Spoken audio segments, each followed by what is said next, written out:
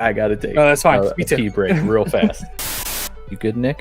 Or do you need a minute? Yeah, and I just realized I have to play the trailers because I don't have Poor People YouTube. I don't have ads, so that'll be a good benefit for us. This is only the second time that you've told us you were a millionaire tonight. The first time was when you're like, I got the XL Secret Lab chair. Hello, welcome to Show Boys. We're here another Thursday. We're going to be kind of recapping a little bit of the 2024 Gamescom that's at the time of recording still kind of going on. But we are joined by our good friend from the Ultimate Cleveland Sports Show, Anthony. How you doing tonight, sir? I'm doing good. Trying to keep up with all these game announcements. It's been fun. I love news cycles for the games. It's always like a good breath of fresh air when we get excited and then the game comes out and we'll be all disappointed. But that's fine. You know, like we can be excited for a couple months. That's right. Just have that little buffer of bliss. It's like I got 6 weeks until they start talking about Steam numbers, and then I can just move on with my life. And of course, Nick's here. How you doing tonight, Nick? I'm doing great. Yeah. And yeah, Steam's like the lifeblood of gaming community. It just is, because you have to go there and read the reviews. I don't trust anyone else's reviews. IGN can't tell me nothing. GameStop, nobody can tell me nothing. It's got to be Steam. Yeah. Steam is definitely the most accurate place to source reviews. That's for sure. Yeah, glad you guys are here. It should be fun. It's always exciting when we have these gaming events or whatever, especially since the death of E3. Just a moment of silence. Rest in peace, E3. Before we get into like all of this stuff, Anthony, was there a specific game or two that just like right off the bat you're like, I need to watch anything revolving around this? I don't know. Like, I don't know if this counts because it's been known for a while, and I think the release date's coming out in October. But I'm so excited for Space Marine 2. I've never played a Warhammer game. I don't have Warhammer tabletop. I've never read the books. I watched Bricky's 4-hour video learning about all the Space Marine Knights in case Henry Cavill makes a show of it, because it seems interesting. And this game, from everything I see, just looks like everything I've been wanting for a while. I need some third person, just hack and slash, have some fun with my buddies, hop in, hop out kind of a thing. And that looks like it's going to be the perfect game for me. Yeah. Same boat as you. Warhammer is one of those franchises very much like Monster Hunter that I really want to like get into, but I'm so overwhelmed by the sheer amount of stuff that there is around those franchises. So like, I don't even know where to start. And I'm just like, all right, I'm just not even going to bother. Space Marine 2 looks really awesome. And I got super excited whenever it was originally announced, like you were saying. I think it was like last year, or maybe later than that. I don't know. It's kind of been floating around out there for a while, but definitely looks really, really, really fun for sure. I hope it lives up to the hype. Yeah, that's that's the dangerous game they play with announcing stuff and then giving it that much time before it actually comes out. Nick, I already know the answer, but the people listening and watching probably don't know the answer. What was maybe like one or two games that just really stood out to you? Yeah, so I mean, I like that I purposely put myself under a rock in terms of not knowing like what's currently coming out, because I'm in this habit of buying games that are over a year old at least, you know. So two things really jumped out at me. Civ 7, I knew like the rumors on the internet were kind of percolating around, but it was a very pleasant surprise that they were like, hey, gameplay trailer plus like entire panel day, coming out one of the days. So I didn't expect that, especially for a February 11th release date. That's big hype. I'm glad that they kind of kept that under wraps for that long, and they didn't announce it like December last year or whenever the last major game thing awards was, because it would have been too long. I think now's a really good time to kind of build the momentum. Pre-orders are already out. They're kind of being ridiculous about that. Looks like it's. I saw you post some of the prices in Discord. They're crazy. Holy crap! It's crazy. And then I guess again, I live under a rock, so they did the whole preview for Age of Mythology Retold. I think I knew this, and I just completely forgot that they were doing this. But when I was watching the trailer, I'm like, what is this? This looks just like Age of Mythology. And then like halfway through, I'm like, oh, this is for sure Age of Mythology, or a very good rip on it. So I was really excited for that. That was like edge of my seat, pumped. And I think it's like $40. I'll straight up buy it. Or it's like 50 for the everything package, but that also gets you 7 days early to play, which is next week. So I don't know. I'm considering that for sure. About you, Michael? Oh, thank you for asking. I'm not used to that. Yeah. Yeah. Much to the dismay of our dear friend BioCiv and some others in Discord, I still am very excited for Dune Awakening. Oh, yeah, that looks fun. Yeah, it still looks like what they've made it out to be so far. Survival-ish MMO set on Arrakis. That sounds awesome, and it looks really cool. So excited for that. And then a smaller little indie game that I saw maybe like 50 commercials for, because I do have poor people YouTube, Nick. So while I was catching up on the last 2 days, there's about 1 million ads in the middle of the live stream, and about half of those million ads were for a new game called Dimensionals. I don't know if you guys saw anything about that, but we'll play the trailer and kind of talk about it later on in the show. But that one came out. I mean, obviously came out of nowhere. It's a small little indie game. But it looks really, really, really cool. And maybe I just was brainwashed by all the ads that I saw for it, but I'm excited to check that one out. Let's just start looking at some of the announcement trailers. And opening night, they did announce a lot of like smaller, some indie stuff. They had some big stuff in there too. But day 1 and 2, there was a lot of Indiana Jones coverage. There was a lot of World of Warcraft. What's The the new Indiana expansion? Jones game looked crazy. War Within. War Within. That's right. A lot of coverage for that. A lot of Marvel Rivals. A lot of Call of Duty Black Ops 6. Like they still had the big hitters from the big AAA style games. Okay, that's good. But there were a lot of like really cool looking indie gems that were announced, and kind of like middle of the road size studios and games that I kind of lean more towards those than the big AAA like blockbuster games anyway. So well, then I just highly approve of their method of all like the indie like first looks on opening day, with a few big reveals in there. So because honestly, like that's approach. when you're going to get a lot of the initial attention, right? So it's cool that they use that time to show off some of these smaller projects. I hope the industry goes more towards indie. Mm-hmm. Like from the episode we all did, I've been playing Ori. I haven't finished it yet. Yeah. But anytime I get like a chance on my Steam Deck, I'm either playing Balatro or Ori. Yeah. We just talked about that last week. Like I am on my indie game kick now. Nice. Finally, it's sunk in. So, did you start on the Blind Forest, or are you on the Will of the Wisps? I have Blind Forest. I don't have Will of the Wisps yet because I haven't finished Blind Forest. I'm really bad at platforming games, so it's gonna take me. It's gonna take me a while to beat it. Like I still haven't even gotten like a quarter of the way through Hollow Knight. So. Oh yeah, I heard that one's pretty brutal though. It is like a Souls-like side scroller. It's crazy, but yeah. So Dad's chirping in from the background. He's in the producer chair tonight.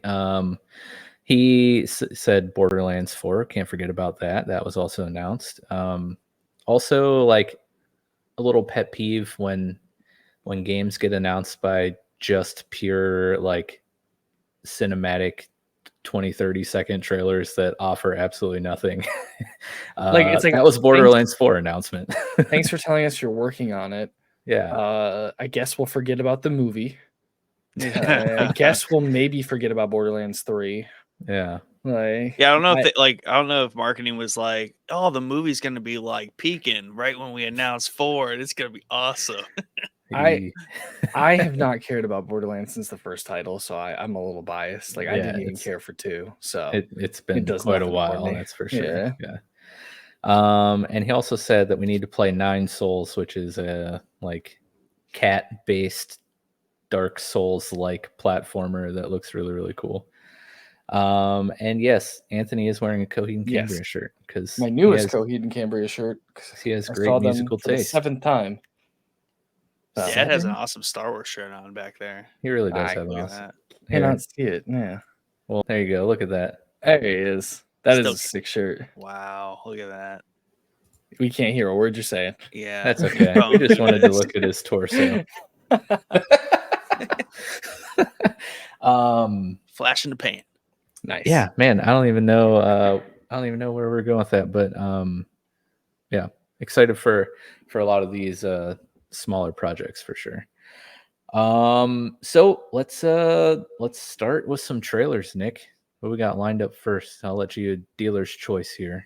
Yeah, I'm gonna be selfish, and we're gonna look at Civ 7 right off the rip. You know, Anthony, are you a Civ player? I have played. That's good. You've played 4 hours of Civ 6. Okay, it's more than me. Yeah, those top-down kind of RTS control everybody games never been my jam. Like I haven't even played the 2 Halo Wars games. I just watch the cutscenes and move on. So that's where I'm at with my WoW life cycle. I just watch the cutscenes and move on. Yeah, Civ 7, I know it's gonna be amazing. Like everybody loves those titles. I'm excited for it, but it's the same thing I feel like with like GTA 6. Yeah. Everybody should be excited for it. Yeah, I don't care. Yeah, we're just iterating through it. And someone in our Discord, I think it was Venom, basically him and I were talking. He came, he was just like, yeah, it's like Call of Duty for 4X. I'm like, yeah, like it's the most polished, accessible thing you can do. So much so like it's available on like this on all the handhelds. Really? Like, that was the big thing they did with 6. They started doing it with 5, but like they were always doing like a watered down version of it. But 6 was the first one where they eventually have basically the full game on consoles and your handhelds, playable on the deck. So it's pretty wild. Oh no, this is going to be deck verified. You're going to literally have like 3,000 hours on this game. Because obviously, I'm a big map guy, so like I need it on my big screen. Like that's just how I have to view my world. Now, I should try it out on the deck if it's. I don't know how playable it is, but there's probably a lot of like text is small notes. So I don't know. I just don't want to open that door. It's kind of like Valheim, where it's like Valheim you can play on the deck, but it's way more enjoyable on the computer for sure. Just for the record, I have 11 minutes in Civilization 6 and 2 hours in Civilization 5. So that's where I'm at in the Civilization. Nice. I don't know why I even own both of them, actually. I have to check. I think one of them was free. That might be pretty cheap right now if you want to dive in. It's definitely a game that everybody should play, like if that's their jam.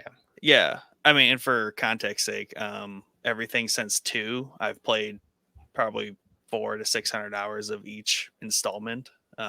So it's what I do. There you go. I'm actually playing a Civ 6 campaign right now for the first time in a long while. I took a long break. But yeah, let's hit this trailer. All right, let's see it.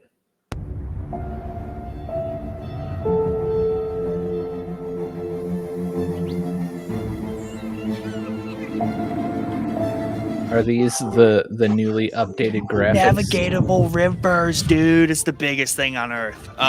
Yeah, for sure.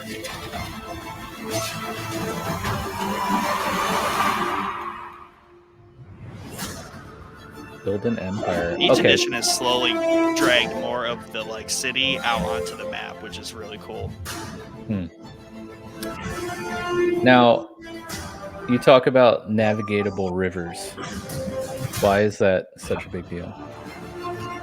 Because it's just realistic. Because like Lewis and Clark literally sailed down the rivers to explore out west, and this is something you can't do in Civ or any of these tabletop games. So it's a cool little thing. It's the little things that we care about in this franchise.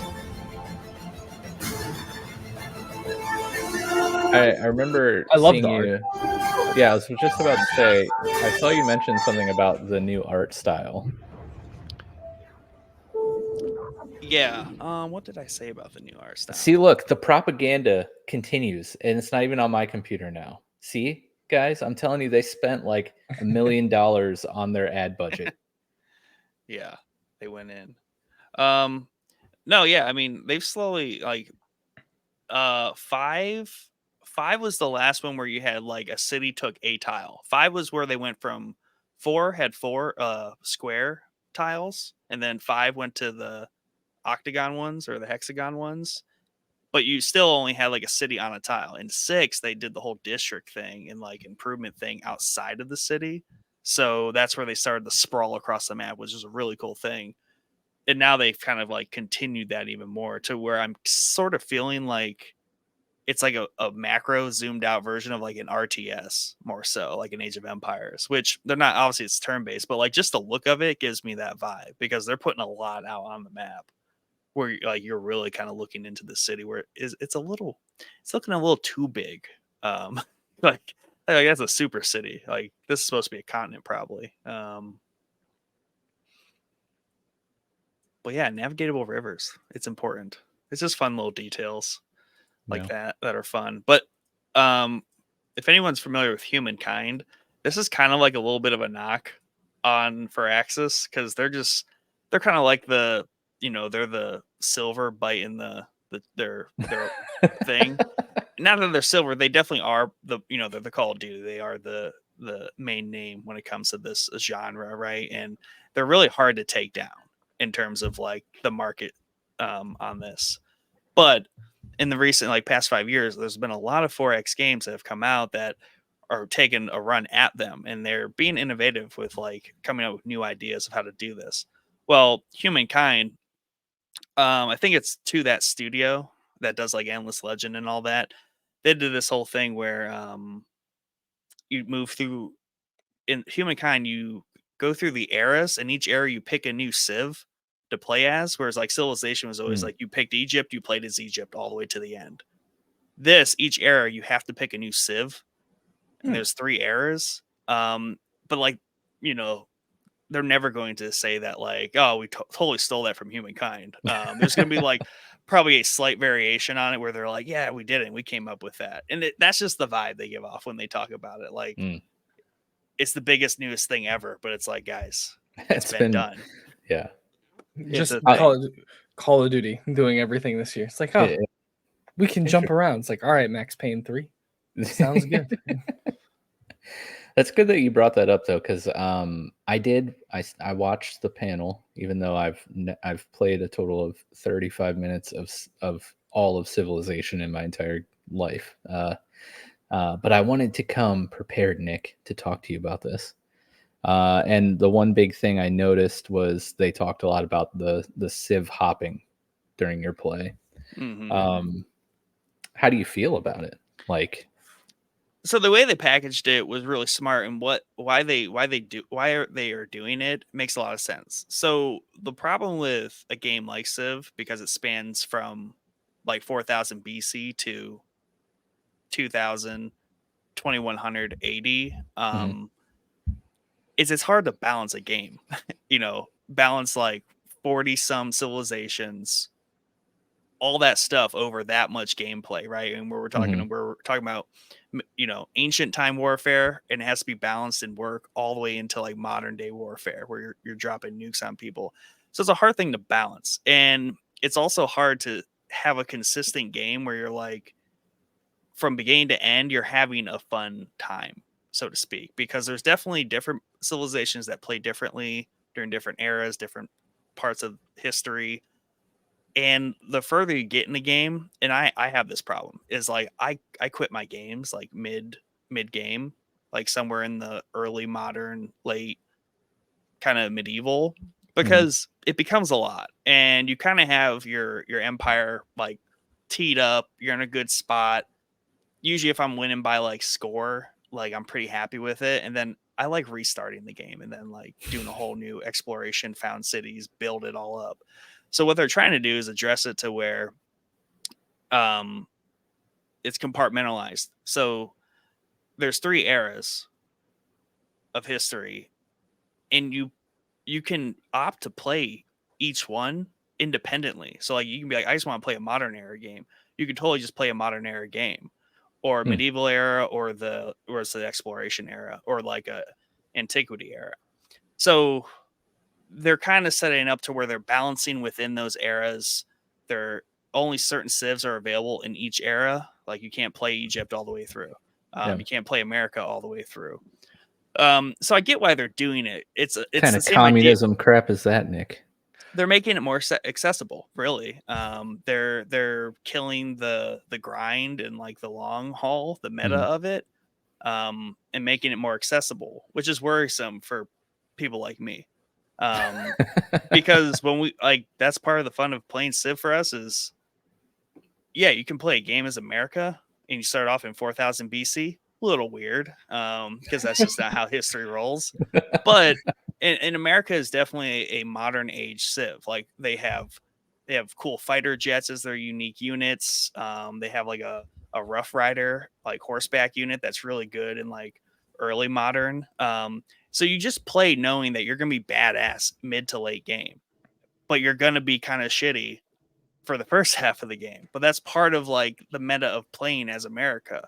So you kind of build up to like hit your stride, and you play that way.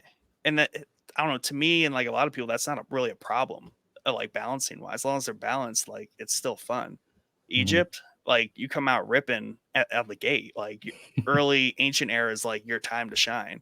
So they do it for accessibility reasons and making it more digestible for more people. And I think I heard him, whoever the dude was that was on the panel, kind of explained it like where like most of the time as civilization advances in real life, like they just build on top of like the past civilization, right? So it was kind of a cool explanation as someone who's never played the game or anything. I was like, okay, yeah, that makes sense, why that would happen. But Anthony, were you going to say something? I was just gonna say it's funny that you have a problem with that, because everything you were telling me that they've changed, I'm like, oh, maybe I'll actually get into Civ 7, right? Because that's starting early on, and you're just like, okay, like it's hard for me to get into. Like my Zoomer brain probably just can't focus long enough until I get to the modern area. So that should hopefully bring in a new audience. Yeah, and I think it's fine because Venom in our Discord also pointed this out, and I looked it up and verified it. So Civ 5, number 69 out of the top 100 concurrent players on Steam today. And Civ 6 is number 27 or something. So even when like 5 came out, I played a ton of 4 and 5 at the same time. It was just like a different flavor until you kind of like ditch the old one and like get over it. You fully transition. Yeah, so there's no problem that, you know, probably all like five's a big favorite of a lot of people, because it also 6 had a big like kind of more cartoony, bubbly animation style to it, where Civ 5 was like hyper realistic, which this kind of looks like. So they're dipping back towards Civ 5 art style, but keeping like the bigness of Civ 6. So it's nice that they iterate through it. So like I'm not worried, because like I'll buy it if it's not my flavor. Like I'll still play 6 if I want to do that, but I do want to. They still improve so many things, edition to edition. So ultimately, most of the time, it's net better to play the latest one. But it's just like Call of Duty. You don't like Black Ops 2, go play Black Ops 1, like, or Modern Warfare, like whatever. Like they're still relevant, even though there's 4 other versions out there. So yeah. No, and it's good that it's more accessible, and it just lends itself more to like the mobile play. Like, you know, people probably aren't trying to play a 40-hour game all the time, which is understandable. Yeah, the time commitment in these big single player games has definitely hit me in the face trying to finish Cyberpunk. Oh yeah. Yeah, looking at you, Red Dead 2. Been wanting to play you forever. And they had, but they're doing cool things with your leaders. So like your leaders are again, this is kind of something Humankind was doing. Like in Humankind, you build like your avatar, and that is the leader you play as, and you can have like a deck of them, and you can pick what leader you play as, and they all have stats and stuff. Well, they're doing the same thing here, where you have your like canned characters, leaders that exist throughout your entire civilization, but like you can earn perks and stuff on them and customize them. So they're taking a lot from their competitors, and they're just gonna like polish it up and make it perfect. Because I was excited about the whole Civ swapping era to era for Humankind. It lost its like flair after a while, because at least in Humankind you could choose to stay the same, or pick a new one. But the problem though is like it kind of lost its flair, and if someone beats you to like the new era first, you don't get top picks. So like someone might pick your Civ, and then you don't get to play as Rome. Maybe you're forced to keep your current. So Humankind had a ton of balancing issues though. Like that's the problem, is like it was their first kind of step in like the historical 4X direction, and they just could not nail, like by mid game everything just kind of fell apart in terms of like balancing and like throughput of funness. So interesting. I was really happy for you, Nick. So I know how much you like Civ. This has been fascinating to listen to, because I don't have anybody that I know personally that like is a diehard Civ fan. So I don't know too much about them. This actually has made me more excited for Civ 7. You should be. Yeah, like I saw for you guys, it'll be the most accessible one yet. So there's that going for you. I saw the trailer. I'm glad you have a super fan here, because I was like, I don't have anything to say about Civ. I played it for 10 minutes. Yeah, for sure. 8 years. 8 years ago is when Civ 6 came out. So their cycles are huge. Yeah. Wow. But hey, that's why you listen to little indie podcasts like this, because you have super fans talking about super niche. I mean, I know Civ's not like some tiny like niche game, but like, you know what I mean? But that reminds me, guys, you got to go listen to the World War II Cinematic Universe episode. Those numbers, they're not great. We're just going to throw that out there. Not great. We need to get those numbers up. Okay. So go check that out over on the YouTube channel or whatever audio Mike had platform. Too much fun on that episode to like not have people watch it. Dude, it was a blast. There is some gold in there. If you're into any of the World War II or like Cold War movies, shows, games, stuff like that, like that's all we talked about. There are some really great shows and movies you need to check out. Go listen to it. And while you're there, subscribe or follow us on whatever audio podcast platform you listen to. All right, got that out of the way. Dune Awakening is next on our Word doc, but this has been announced for a while. There's been trailers out there. Really, the new video that they showed was like 6 minutes of gameplay, which I'm not going to have playing while we're talking about it. But I will say,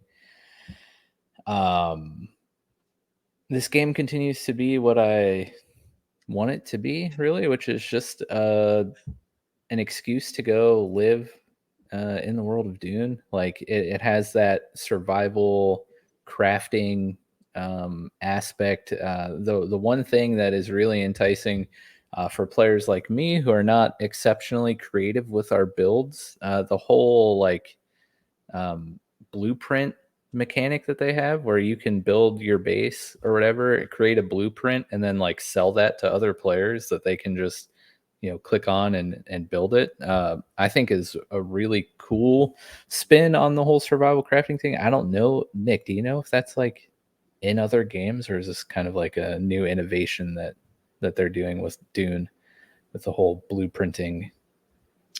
Kind of like how they find like the blueprints and stuff out in the world, and like, or like tech up that way.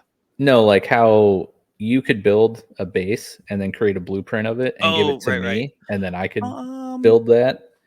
There are variations of that, like the idea. Like I know it's been done before. I don't think at this like survival crafting MMO experience, if you will. that's kind of the first time like I've seen it be so front and center. Yeah. Where they directly are like, hey, you too dumb and lazy to like design stuff. Yes. Lean on other people Yes, and your exactly. butts. Yeah, because I think it's that's really smart because yeah. like kind of like we were just talking about with Civ, it's about like opening certain doors for people who Mhm. can't necessarily do everything. So it's like Right. you don't want to play a 40-hour Civ game, you don't want to build your own base, buy. One Well, click that buy. yeah, exactly, and it just makes so much sense when you're going into an MMO, right? Because there are people in MMOs who focus on the crafting and the running the market in game of like the auction house and being able to make a lot of money. Then you have your resource gatherers like myself who just find it fun to go chop down trees, and whatever game has trees and axes. And what is a collectible resource? You'll find me out in the woods.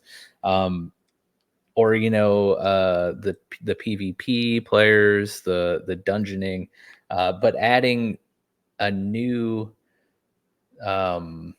I don't know, target audience to a playable path in an MMO is really cool. And um, it's kind of how you and I play Valheim, Nick. Yeah. Like you do all of the really cool building and I get all of your resources. So this Dune is just making it so you can profit off of that Yeah. in game, which is really, really cool. I mean, that's kind of how we work the server a little bit. Cause I'm like, hey, you guys give me mass materials for my projects, I will build your projects. So yeah, it's kind of like a barter system. But yeah, they're Yeah. Yeah.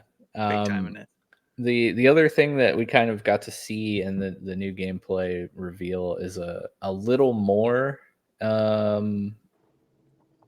little better of a look at some of the playable classes and kind of how they operate a little bit. It wasn't super detailed, but we got to see some footage of you know I don't know if it was a PvP thing. I think it was a PvE thing where they were attacking some like raider camp or something. But it looked pretty neat. But I think the other big draw again leans more towards the survival aspect of it. Just how punishing the sands of Arrakis are, and like if you're in the sun too long, like you'll get heat stroke, like you'll die just not being in the shadows, right? And then you have to It's like also the Bluey episode. Yes. And then you always have to take into account the sandworms, right? And they're not scripted events. There's sandworms out there, and they will come get you. They showed that like sandward coming up and like coming a lot out of the sand. I was like, this game has to be like optimized to some degree because that's a huge like polygon geometry, lots of physics, particles. Yeah. I'm like, I hope that doesn't kill some people's like rigs because like if you're not kind of up to par there, like I don't know, like Yes. a sandworm comes and you just log out. What I'm hearing is the Xbox Series S will not be playing Dune. It's The gonna get sands of real Arrakis slow and are hot. real harsh, guys, Yeah, even on for your real. console or PC. You got to get the cooling outfit that they wear in the movie for your computer. Yeah, no Need a kidding. still suit for your Xbox so it can not die from the Yes. heat. But there's like as like a WoW veteran too, like areas like Wintergrasp, right? Where factions are duking it out for resources. That's going to be a thing. And the fact that you can go into one of there and like throw thumpers down and attract the sandworms like in the middle of a big PvP battle sounds so epic. Just go in and Probably cause people mayhem. on like thumper sniper duty, just sniping thumpers that people drop. Don't miss it. Yeah, And I honestly. like how in Discord someone was like, "Oh, just like going for a big empty world." So they're like, they nailed Dune then. Like, Yeah, exactly. You crushed it. nailed it. I am so excited for this one because I don't know how much you guys keep up with Bungie on the forum, but like Destiny is in a downward spiral after the final shape has come out. Oh no! And that's been my MMO of choice for the last like couple of years. So I'm looking for my next 800 to 900 hour MMO, and I'm hoping it's either this. And I've actually started doing research into the new World of Warcraft expansion, even though I've never played WoW. Oh, don't do it. Don't do it. I know. Like I've been told not to, but it just I need something to grind. Like I'll be the dungeoneer. Like I'll summon the worms. I'll do something. Fix. Like I do. I'm sitting here I'll like, build thumpers in a tent. yeah, like it's That says just- Valheim. Play Valheim. I do have That Valheim. is a grind. That it doesn't have It's a the peaceful grind. MMO aspects, but you could hop on our server and there will at least occasionally maybe be another soul somewhere on the massive world of Valheim. Just start chopping trees, and then like 2 hours later, look behind you and be like, "I cut that whole forest down." Hell yeah! Dude. The You just Minecraft is- described my entire like play style of Valheim. Yeah, I'm assuming they've expanded a lot since the last time I played Valheim. Then yeah, for sure. What do they have? 5 or 6 biomes? 6 now? biomes, I think now, because they Nice. started with 4 and they've released 2. Yeah. nice. Yep. The Yep. Ashlands look like everything I've seen from like the dev blogs and stuff. Like Ashlands looks rowdy. Looks Nice. fire. They have catapults, Yeah, and you siege catapult catapults. people. Oh my! I was the builder. My friend would go Yeah. and fight things. So that's fun though. Nice. Yeah, my current Valheim project. It's been a while since I've jumped in, but I found Nick and I were making recreating a town from this random show on Netflix, The Last Kingdom. I've heard of Viking show. We were recreating Get in the Bebenberg, bag. kind of, in this big plains biome, and there's a black forest like right down the road, and went in there and I found like, dude, I'm So not even much. exaggerating, like 15 to 20 copper nodes in this forest. And so I've just like set up an intricate like network of roads and mining operations, and you go in there and like half the forest is just like a giant crater because of all the copper I've mined. Yeah, because you have to appreciate that like a single Ugh. node mined is the size of most people's like bases. That's crazy. Like the crater it makes. So Mike's out Yeah. there doing work. I just look like I'm out there like mining lithium. Just strip That's mining the whole crazy. thing. Yeah. Anyways, Valheim's super fun. Yeah. Excited about Dune. I'm sorry, Bio and Venom and whoever else was just spitting vitriol Poo on in in it. Discord. Though I will say, all It they've definitely has mentioned, Destiny vibes. I'm glad you mentioned Destiny because I It thought that kinda same does, thing yeah. when I watched it. I was like, it's got like Valheim Destiny vibes. I kind of It's third person, right? If I'm Mhm. Yeah. remembering. Yeah. you That's probably fair. I go can- first person though. There's probably a toggle. I don't know. bet. If there's a toggle, that's cool. I can live with third person though. It's Yeah. just I love the world of Dune. Yeah. So I'm really excited to experience this I one. wonder how much of the soundtrack will translate into the game, because that will The just sound design better be good, or we're throwing this game in the trash. Yeah, if I don't like get so scared, I want to toss my headphones when that worm pops Yeah, up. dude. Or like if Like you're in a battle and smashing all of your a sudden W you hear, button. Run Yeah. faster, dude. you're in a battle and you just hear the thump and you're like, oh no, Yeah. I gotta go. Yeah. Fans just Oh, like man. jumping. Yeah. I do don't it, Mike. remember what I was gonna say. Just forget about it. Let's move on. Yeah, it's not a big deal. Hyped for Dune. Yeah, in like an hour, it'll come to me, and then we'll just randomly spiral down the Dune rabbit hole again. Do you wanna show the people the Age of Mythology trailer, Nick? Oh, sure. Go down another 4X rabbit hole. RTS. RTS, whatever. Get the it same right, thing. nerd. It's probably like a super racist I take, don't know. but I don't know the difference either. RTS and 4X, they all look the same. Yeah, I don't know. 4X, exploration, expansion, like they're all E's, whereas like RTS is just real time strategy. Like there's no turns in RTS. 4X is turn based. 4X is like a tabletop game on like macro steroids. RTS is like what we're about to watch. Okay. StarCraft. I know. Okay, I know Warcraft. StarCraft. Yeah. OG Warcraft. Yeah. Young hero, the gods have taken an interest in your odyssey. Try not to disappoint us.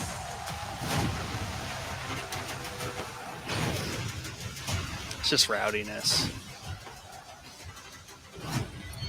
No matter what armies you face, what power you Because I wield, played Age of Empires for or what years, creatures and you it's such like unleash, a reserved game we because trust you build things and you want to protect them and you want to expand and like do things appropriately. This, like, you can't really be attached to things too much because you'll build a bunch of stuff and like shit like this happens. I kind of love that. Massive earthquakes. Oh yeah, this whole trailer is nothing but destruction. You call the power of the gods down to just like wreak havoc on your enemies. I love it. I'm in. These RTS and 4X and like city builders, those are genres I want to like. Like I see trailers for games like this or like a cool city builder, and I'm like, man, I would love to play that. And then I try to play it, and either I don't understand it or I suck at it, and I'm like, oh gosh, I really wish that I could play this because I feel like I would really love it, but I just for whatever reason can never get into them. I gave City Skyscrapers. Oh, excuse me. I have Skylines? a tickle in my throat. No? Yes, City Skylines. Yeah. Gave it a good try and just could not do it. Yeah, that's not 4X though. That's like pure like simulation. I couldn't figure out traffic patterns, so I was like, yeah. Yeah, that gets brutal. Like, man. Do you live in Florida? Holy cow.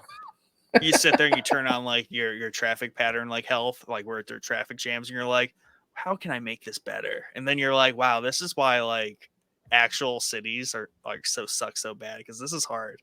And like I have the power to just right click delete buildings, whereas like clearly can't do that in real life. So it's like no wonder traffic sucks in Belden. Anywhere. Oh my I get gosh. it. But then at the same time, you do see simple things. You're like, this could just be better and it wouldn't be that hard. There's plenty of space to add a new lane, or if you're green, roundabouts. Okay, okay. I have the wildest road construction thing for you. I don't know if they do this in Ohio. I don't think they do.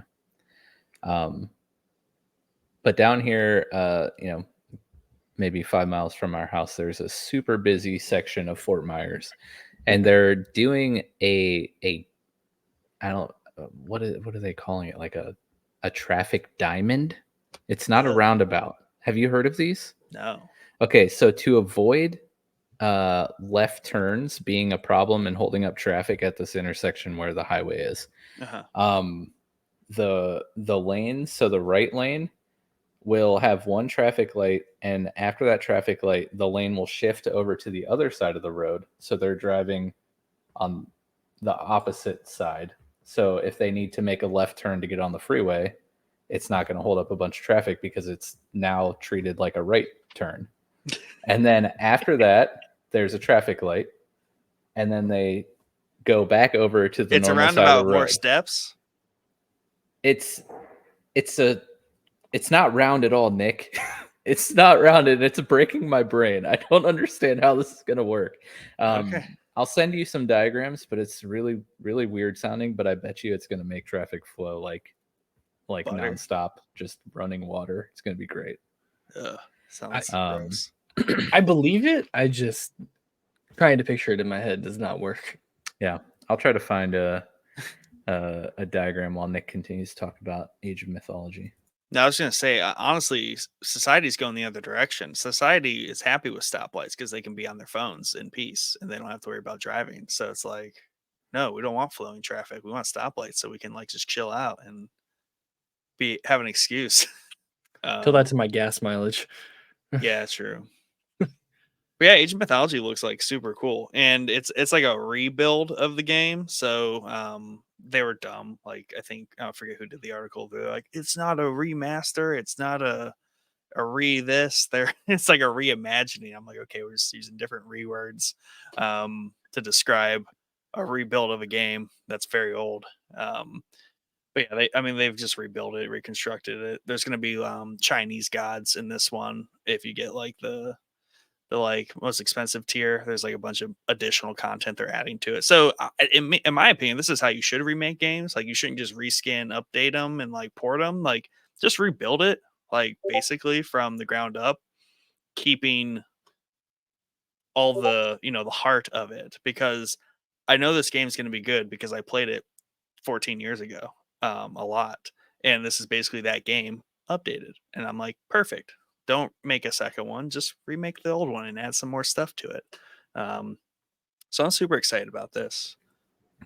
We're looking. And this at is you, way. Last This of would Us be really. remake. I don't know. Like RTSs, like especially like this. Like you just get in there. As long as you slap down like your production things, like get some gold, get some trees, lumber camps going, build some troops. They're easy.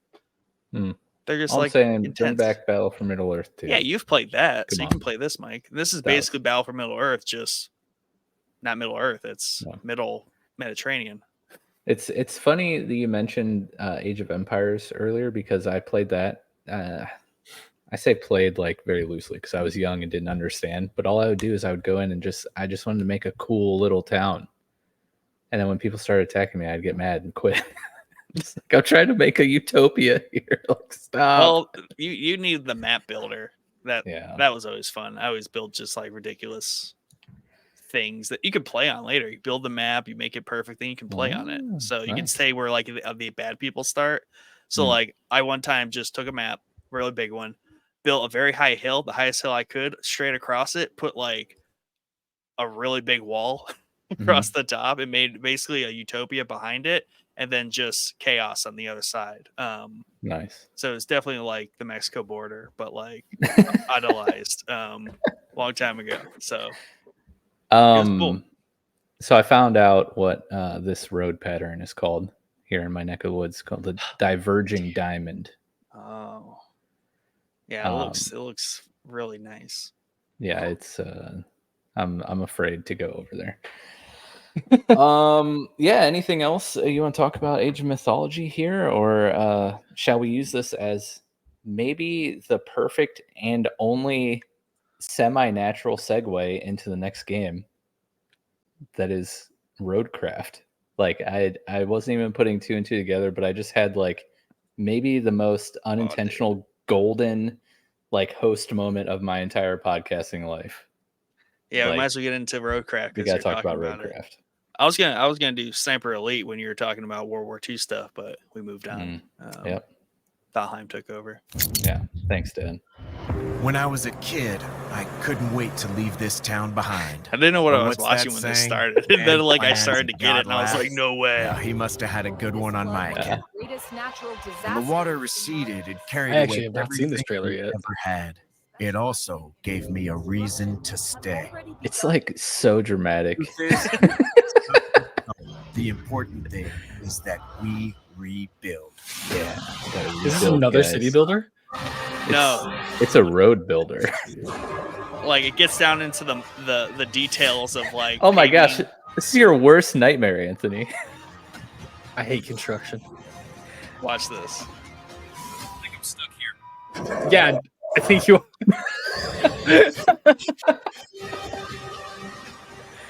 Yeah, fill in that mud pit. Lay that asphalt, dude. Roll it out, smooth it out. Look Yeah, at that dude, perfect look at that road, dude. I'm not gonna lie, I actually want to try this. Yeah, I know there's a market for it.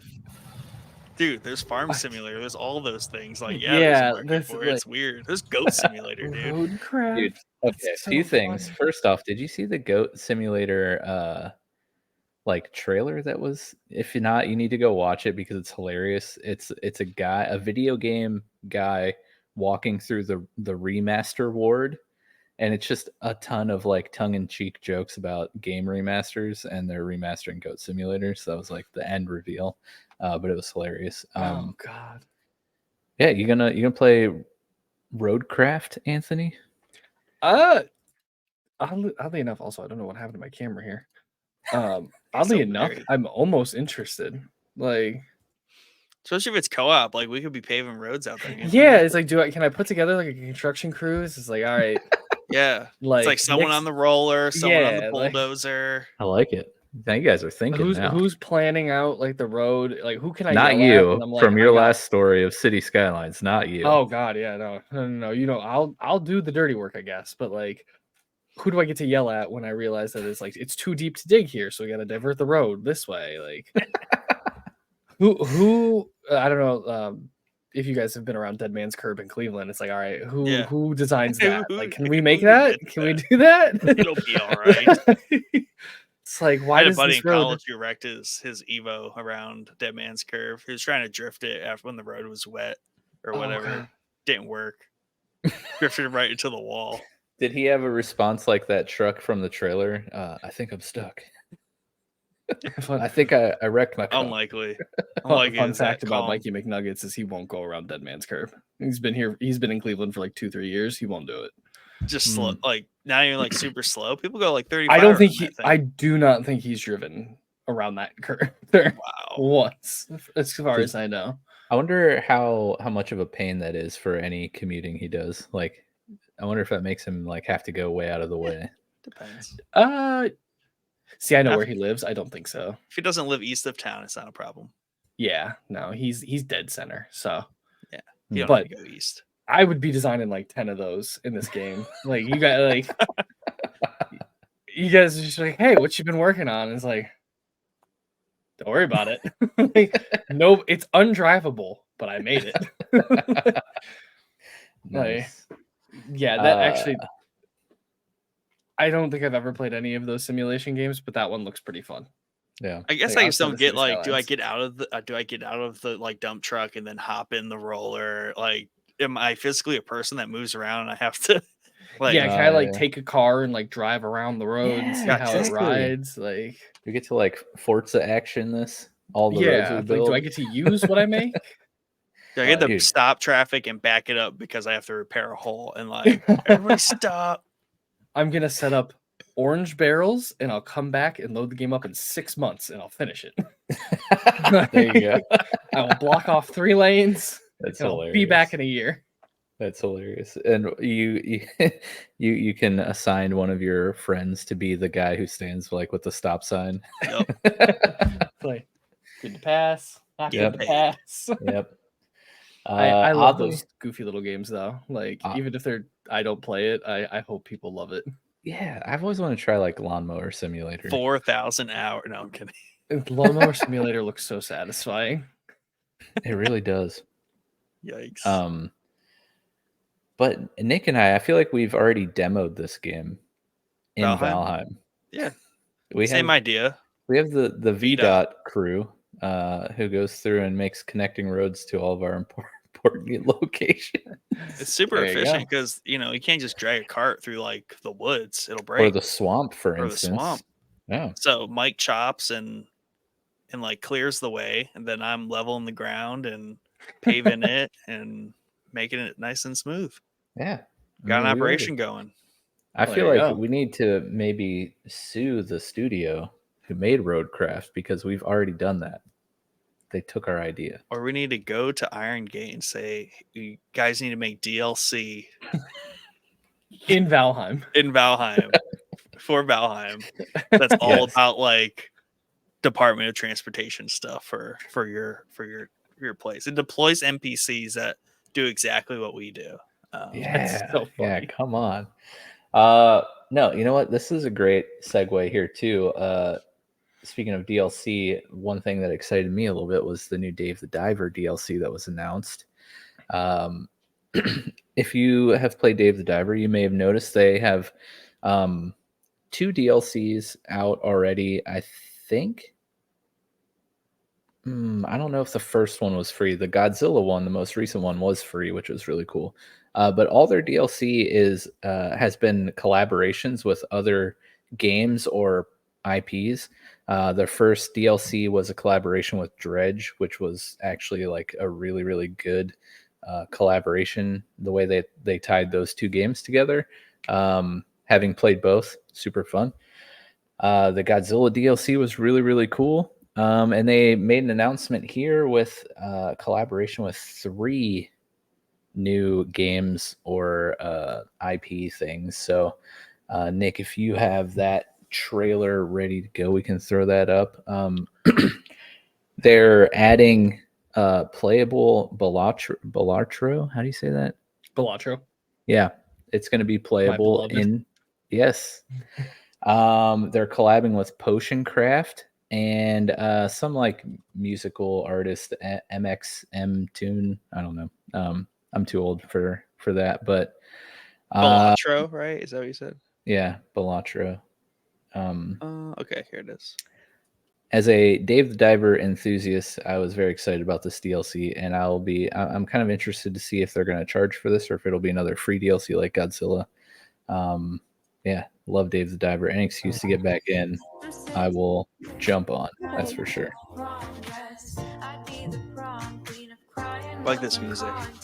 Well, it's probably made by MXM Tune, Nick. So, have either of you guys played Dave the Diver? No, this looks terrifying. Yeah, I have not played it. I've watched a lot of videos on it, and I've watched some streams. Oh, dude, it's so fun. You can actually just play Balatro in the game. Yeah. What? This game? Yeah, this is the full Balatro game. Wait a minute. There you go. You don't even need it anymore. Just go play Dave the Diver. You got Potion Craft here. Dave the Diver, one of my surprise games that I played this year. It's looking at the list of games I've played so far. This is Backlash. Dave the Diver is at the top of my list for my game of the year, which, of course, the way we do our game of the years here at Showboy is not a game that necessarily came out this year, but a game we played this year. It's been my favorite. It's a phenomenal Steam Deck game. So if you're looking for a cool game you can pick up and put down on the Steam Deck, it's perfect for that. Dave the Diver. But yeah, it's you dive and fish during the day, and all of the fish you catch during your dives during the day you use as ingredients at your sushi restaurant that you run at nighttime.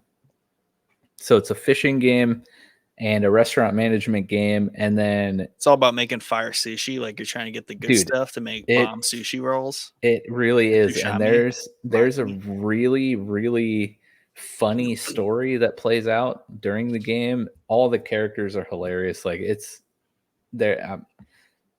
The whole game just took me by surprise. I was expecting just a fishing game, and then the sushi thing happened, and then like all the characters are just hilarious. There are moments in that game where I like literally laughed out loud. I was shocked every like 5 hours they threw something new in.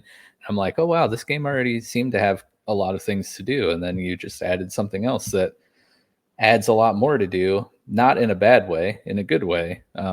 So yeah, if you can find it on sale, I mean full price, it's not even, I think maybe $15 or $19. It is $19.99. I just added it to my wish list. Yeah, if you see it go on sale, it's definitely worth a sale price. Super fun. Excited to see how this DLC turns out. But yeah, I don't know. Still trying to convert everyone I can to Dave the Diver. So I did not know it had a Godzilla DLC. That's enough for me to give it a try. Love Godzilla. Yeah, I wonder, you might want to check the store page because I don't know if that one was a timed DLC or not, but it was done really well and was super cool. Lost Records, Booming Rage trailer. Let's do it. Oh, that's the really short one. Yeah, it's a minute and a half. Oh, it's longer than I thought. Maybe it was just cut weird for the video I watched. That's what she said. Hey.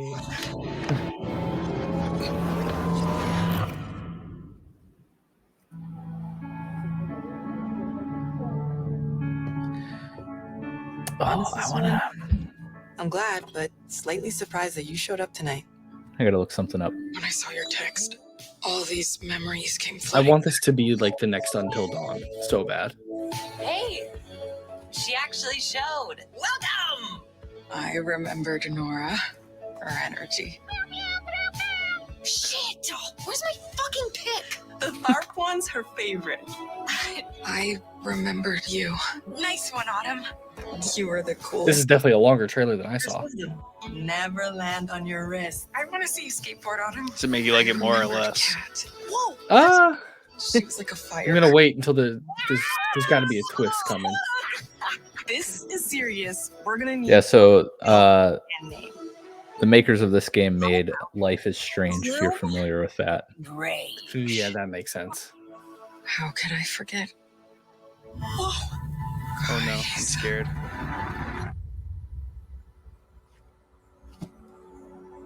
Last week, my mom found a package on her doorstep. Wait, blooming rage.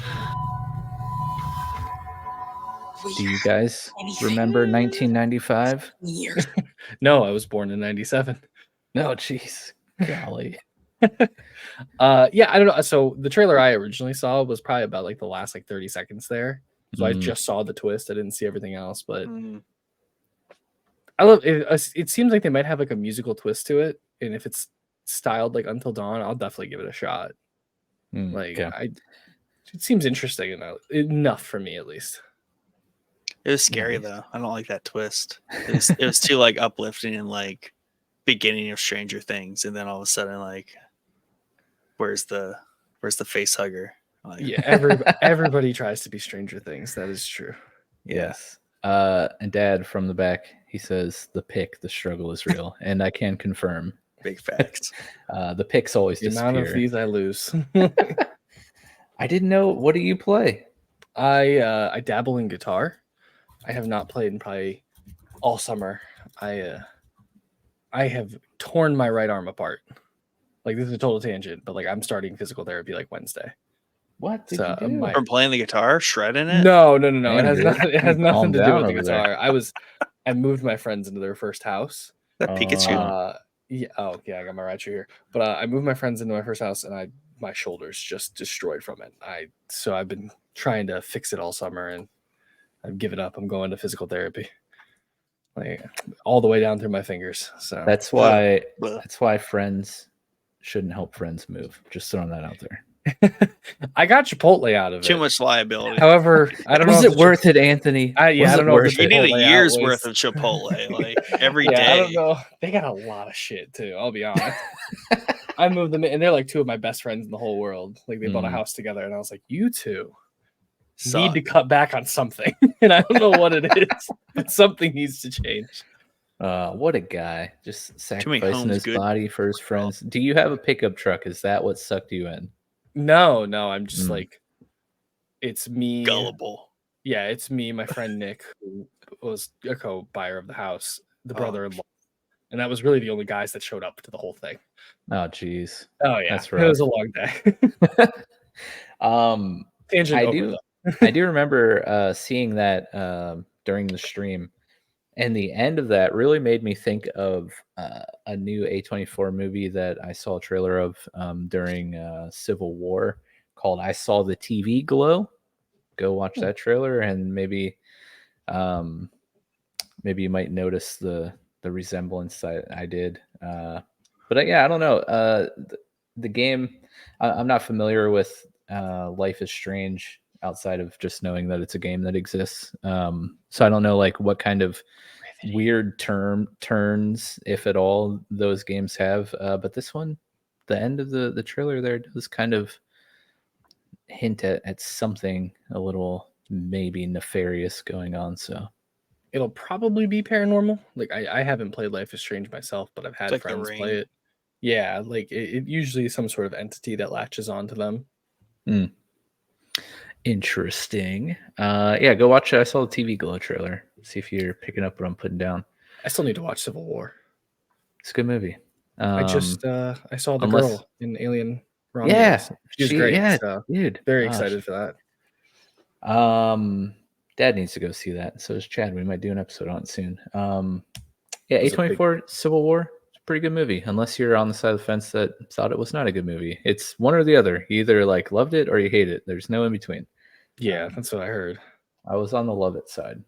But anyways, speaking of war, Nick. You ready? Let's do it. Elite Sniper Resistance. Never played an Elite Sniper game. But this fits right into that kick that I'm on. So it's added to the wish list. Yeah, Elite Sniper was so fun back in the day. I've never played one either, but I think this got my attention because it looks like an old Medal of Honor. Yeah, that's what it reminds me of. Rated M for mature. Violence. I gotta go, guys. Nazis. Yeah, we forgot to have Anthony's parents sign the permission slip. Bang. Yeah, headshot Nazis. Allied forces are preparing to drive the Nazis out of France. So yeah, you've The way played he says past Nazis. Elite Sniper games. I have played Sniper Elite 3. Of a secret I don't think I played it to completion. Could make it impossible. They're pretty, France. I don't want to say repetitive, but they're fun. Can't go. Like, it's interesting trying to break down how to do scenarios and not get caught. And then when you do get caught, figuring out how to do it. Because Sniper Elite 3 was really unforgiving if you did not do the stealth right. Whereas I'm not sure if the other installments in that are. This looks a little bit more, hey, if you're go loud and proud, it's not the end of the world. Which is, I think, like, hard, like having to use stealth. It's like the accessibility we were talking about, right? Like, I don't want to spend 30 hours crawling around in the dirt like a real World War II sniper all the time. Sometimes I'm just gonna whip my Tommy gun out and go to town. Like, yeah. So, it should be fun. They stick to a formula, and the formula does work really well from what I've encountered from it. And you can do the testicle shots that everybody will post on TikTok, and it'll be a good time. Don't get that excited. It's always funny to do the X-ray kills. It's like the Mortal Kombat, just with the sniper rifle. Oh, yeah, that is funny. I've just been like really in the mood for a first-person shooter or even a third-person shooter in that World War II era, obviously, because I've just been literally binging shows and movies all year, like not exaggerating, like 8 months of this stuff now. So much so that I was like, should I buy Call of Duty 2? Like, I need to go back and play that. So this is pretty cool, and I feel like such a boomer for calling it Elite Sniper instead of Sniper Elite. I didn't even realize you said it backwards. It's Elite Sniper on the Facebook. Saw the advert there. On the internet. The streaming grandpa's gonna have a doozy. With oh this my one. gosh, dude, that guy! Can't wait for his clip. That guy is awesome. Do you know who this guy is, Nick? I've heard you talk about him before. Dude, he's hilarious. He's really funny. I've been watching him play Hawk Ops or whatever it is. Oh yeah, I got into the beta. I don't even know the game. What is it called? It's Delta Force Hawk Ops. That's on the list, so we'll watch a trailer for that later. I have thoughts on it, so that's a good one. I nice. put about probably 6 hours into it over the weekend. Oh, very cool. That dude is hilarious. His TikTok videos are hilarious. It's just some retired sniper who just goes in like Battlefield and just absolutely destroys people as a recon sniper. Yeah. Any like realistic shooting game, the man just dominates everything. And he just sits there and talks I like so that much it crap translates for him. Yeah. Oh yeah. So to continue on the kick, if you watch World War II episode, you'll know that I've been on a Fat Electrician kick on YouTube. I don't know if anyone's familiar with him, but he's just a big war historian buff, makes a lot of videos. He's a part of a podcast of other like gun tubers, I'll just call them, called the Unsubscribed Podcast. And most of them served in the military in some fashion. Anyways, they had Grandpa Sniper or whatever he calls himself on their podcast, and that episode was hilarious to listen to. I've watched these guys on TikTok. They're so funny. The Unsubscribed Podcast? Yeah, dude, they're hilarious. Big fan. One of them, Brandon Herrera, like ran for Senate in Texas or something. I don't know which one that is. Yeah, he's hard to describe. But he's just some random gun YouTuber, ran for Senate and lost by like 700 votes. Dang. And like almost beat the incumbent of like 10 years in that state. That's insane. That's wild. Especially like if you just watch one episode of Unsubscribed Podcast, the amount of absolutely insane stuff that they say, the fact that he almost won a Senate seat is absolutely crazy. If they keep it up, I mean, he could probably use the podcast to win next time. Yeah. It's funny.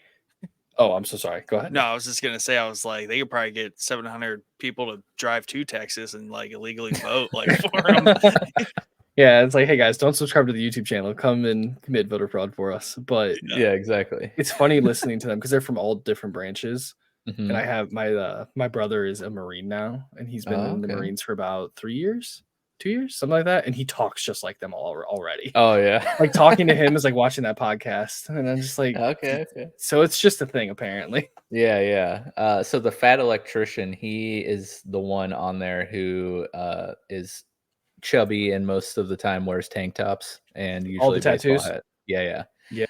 His YouTube channel is amazing, and his like history videos are hilarious and like just insane, the stuff he covers. Anyways, excited for Sniper Elite. Let's look at Delta Force while it was in conversation here.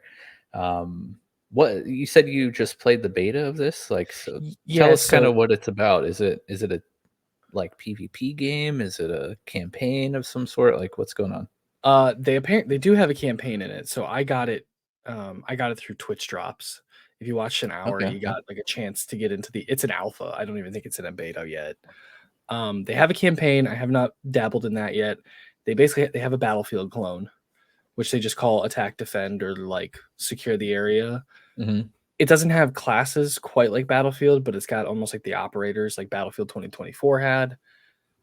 It's fun. You can tell the Battlefield people have already found it because it's kind of hard to pick up already. Like within like a week or two of the alpha, it's like you've got the guys with maxed out snipers sitting in the back already, and the gun balancing from early levels to the late levels seems a little out of tune so far. Like the jump in the abilities of the guns seems a little crazy. But the reason I was excited for it and why I wanted to try and get into the alpha was they made a Tarkov extraction mode. And if you enjoy, like, if Tarkov looks appealing to you and extraction shooting looks appealing to you, but Tarkov's a little bit too much, a little too intense, and you tried Call of Duty DMZ when it was out, like the Warzone DMZ kind of thing where you looted and ran around with your friends and fought the AI, this is like the perfect culmination of the two of them. It is like all the Tarkov looting systems and like crafting systems and building systems with a more casual combat style of Call of Duty. And it's the biggest takeaway from the alpha is it's an alpha. The game runs almost flawlessly. It runs better than 2024 ever ran on my PC. Oh wow. Like it's crazy how well optimized it is so early on. And I mean I'm only running like a 3060 in like a Ryzen 7, so I don't have like a supercomputer. But I get 60 frames no problem playing it, and it's an absolute blast. If you are looking for a first person shooter, you can go mindless and play the Battlefield mode. You can go tactical with 2 other friends. Only thing that the extraction shooter does not do well is they don't have a solo mode. You have to play with 3 people. So if they put a solo mode in, I'll think I'll be a little bit more interested. But you have to have a squad. Yeah, so it doesn't get that Tarkov itch yet. Because like Tarkov playing by yourself is one of the most fun experiences like in tactical shooting I think I've ever played. Interesting. Let's see the trailer, Nick.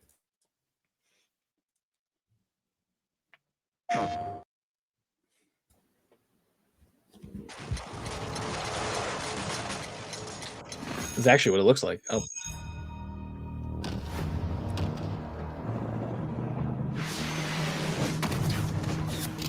Oh, tanks. Can you ride in tank? Can you operate tanks in vehicles? Oh yeah, it's full Battlefield. Tanks, helicopters.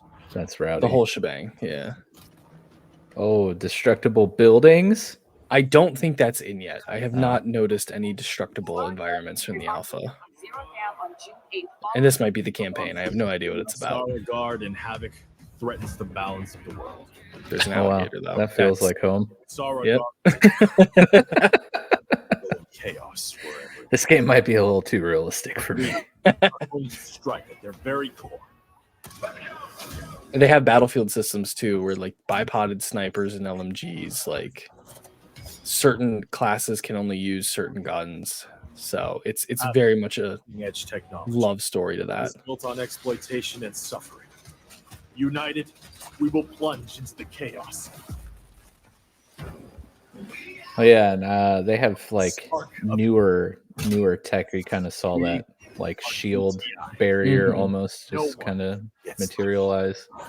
Yeah, so, I use the arrow girl who can like spot people with the arrow. Hawk That's the offs. yeah, like it's the only thing I've ever like used. I haven't played too much of it, but it's fun. It's a blast if you got some buddies to play with in the Tarkov mode.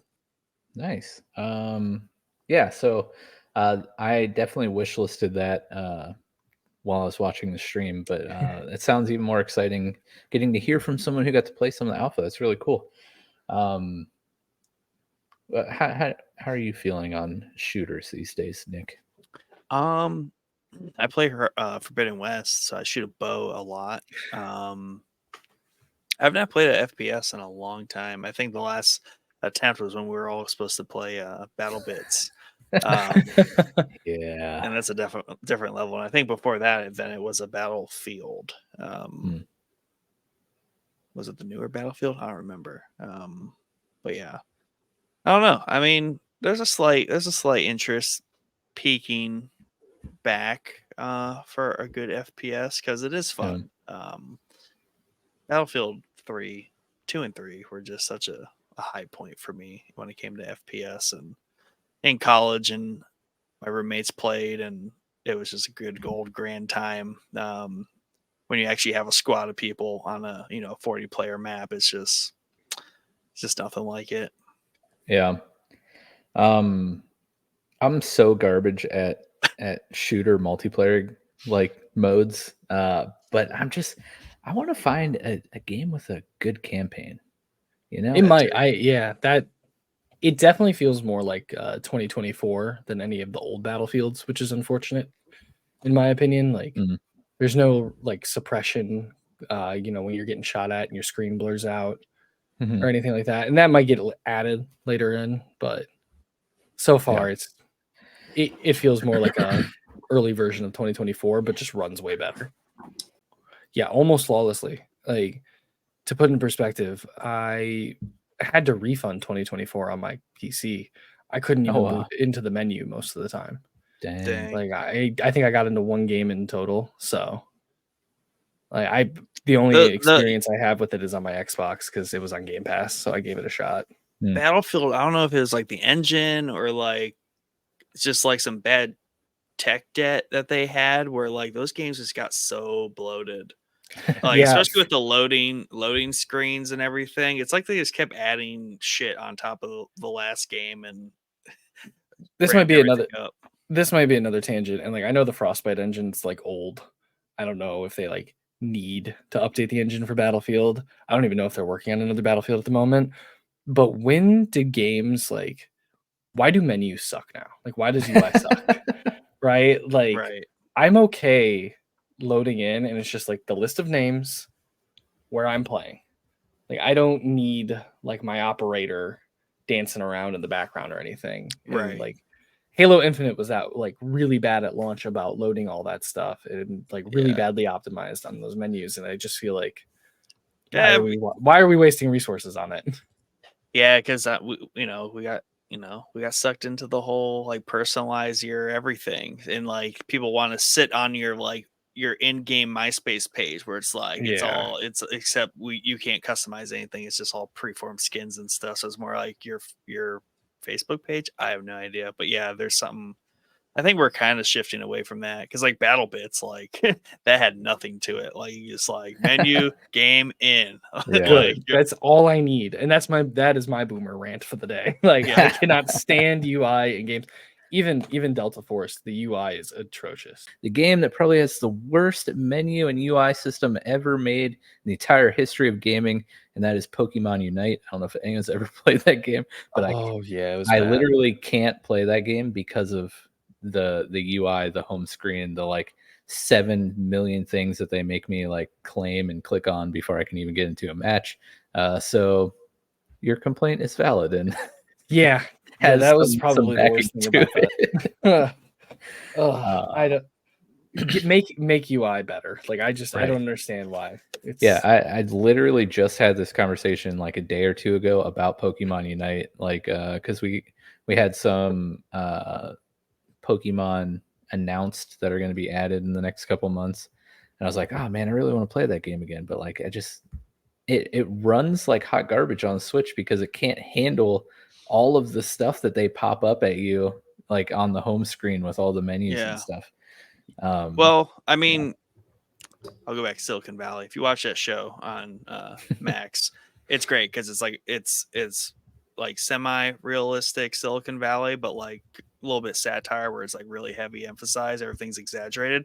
But it's just funny because like you literally have like execs or whatever calling the shots where they're like, oh yeah, the whole like go buy more crap now, like make sure that button is the most accessible thing on your menu screen, and make sure you pop up all this other stuff that leads them to their skin section and the customize section.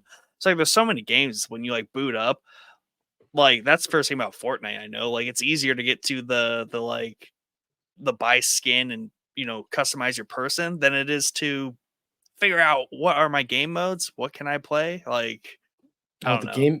The game mode list in Fortnite is unreadable. Last I played it. Yeah. Like, yeah, I never hosted when my friends played. I was like, somebody else just pick and tell me when to ready up. Yeah. So like there's just people that care about money that are just like, oh, make this stuff the most important thing when they load in. Yeah. As usual, I blame Overwatch. Yes. Like, it started everything. Yes. Before we transition to an Overwatch type game, I'm excited for this. Speaking of like good campaigns, I haven't played a Call of Duty game like legitimately since Call of Duty 2 on 360. But the stuff I'm seeing that I saw during the presentation about Black Ops 6, like that looks really, really cool. And yeah. Bio Assassin in our Discord, he's always like saying don't sleep on the Call of Duty campaigns because they are rowdy, but no one ever cares about the campaigns in Call of Duty. Everyone jumps straight to the multiplayer. But I'm very intrigued by Black Ops 6. It looks really cool. Will I play it? I don't know. Probably not, because I'm not going to spend like $60, $70 on a game. Let's be real. Come on. It's coming to Game Pass. I don't know if you have an Xbox, but I don't. It will be day. Yeah, don't talk about Game Pass with Mike. Yeah. No, to be fair, I had it on PC, and then like something happened, and then it took me forever to get help from my. Basically, they told him you can't have it. Yeah, there's like, I don't know why it's not working. You're not compatible. That's literally your job. Figure it out. I know I am the biggest hypocrite in the world because I think Game Pass has got to be the worst thing to ever happen. Yeah. But I will use it. Like I will use it to play Call of Duty Zombies at least. Yeah. Oh, yeah, that's right. It's gonna have zombies too. Hey, I mean, there's so many things that just tie back. Some things are for the kids. Like the two kids down the street, they just bought an Xbox, whatever. They're like, it's coming. They're hopefully it came by now. It's been like a week. Like apparently someone keeps lying to them on when it's showing up. But so every time I talk to them, like, this is supposed to be coming tomorrow. Anyway, so like they got Game Pass and they're just psyched, man. They they got a brand new Xbox that they're gonna have Game Pass, and it's just like. Oh, Game Pass as a kid would have been great. Right. You're like, hey, like just pay for my Xbox Live. Like your parents get it for you for Christmas for a year. Yeah. And you just got all those games right there. Yeah. Game Pass honestly is the greatest thing for a gamer, but it's like the worst thing for the game industry, I feel like. And I want to do an episode on that, like, because there's a deep rabbit hole to dive down there. I think we've talked about it in Discord before. Yeah. It is the perfect catch-22. Yeah, exactly. Whole other can of worms for sure that we'll talk about at some point. But Overwatch, that was brought up, and Marvel Rivals was a big focus of Gamescom 2024, and it is just a Marvel hero shooter, very Overwatch-like, and not a fan of Overwatch again because like I suck at shooter multiplayer games, but I think I'll probably give this one a try because it looks really cool. Let's see the official trailer. Whoa! How much did that cost? I wish I got excited at my little title card still. Yeah, all right, that back in the day, man, that was a real thing. Either of you guys big players of Overwatch or these hero shooter type games? I want to say yes because I play a lot of Rainbow Six Siege, which is basically a tactical hero shooter. Never loved Overwatch but from what I have seen of the early play of this, it just looks more fun. Right. And I don't know if it's like the nostalgia, like, oh, I can play as Captain America or anything, but like it just looks more like entertaining than Overwatch, because Overwatch's entire gameplay loop is sit and shoot shields and don't do anything. So I could never play it very long. Yeah, just spam down their shields and then punch them down. Yeah, like, and I was never really good at Overwatch either. So this has some this has like some Halo energy with the jumping and logistics of the combat a little bit. Yeah, I like the fact that it's like third person, because showing off like the actual hero powers, that makes the most sense. And yeah, I don't know, at least from the early playtest, I don't know if you guys like watched a lot of streams from it and stuff. I watched here and there. It just seems like already like a better balanced game. And who knows, that could go right out the window when they announce like another character. Yeah. But the big thing that makes me like definitely I'm gonna download it and at least give it a shot. Everything is unlocked for free. Like all the characters, you don't have to grind for anything.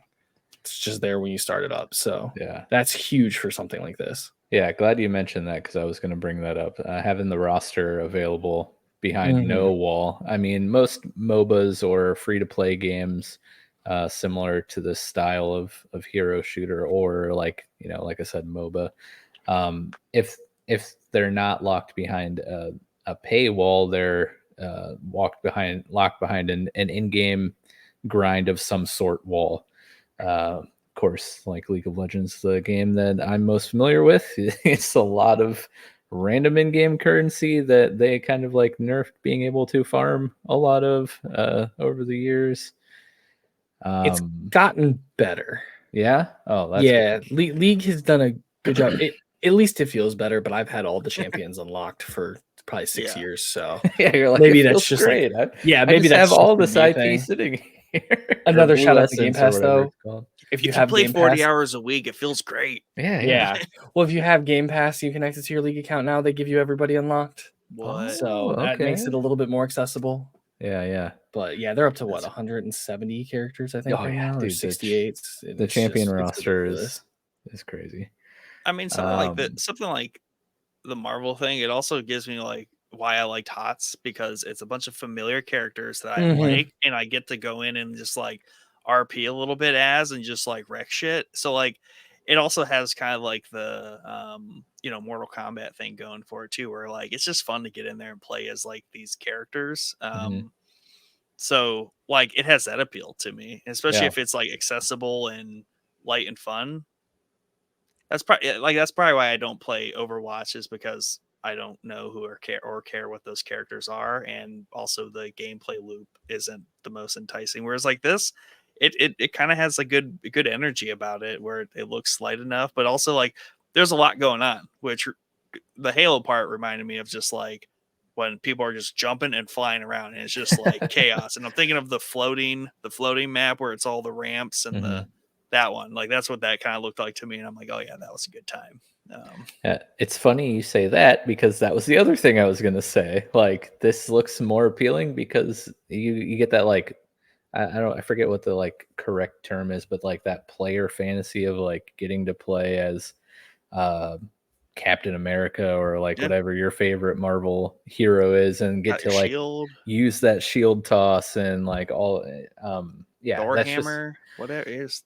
Yeah, and that it perfectly describes why we loved Heroes of the Storm so much back in the day, is because you get to do that with like Warcraft characters or like whatever Blizzard, and like even got to do that with Overwatch characters, which was really cool.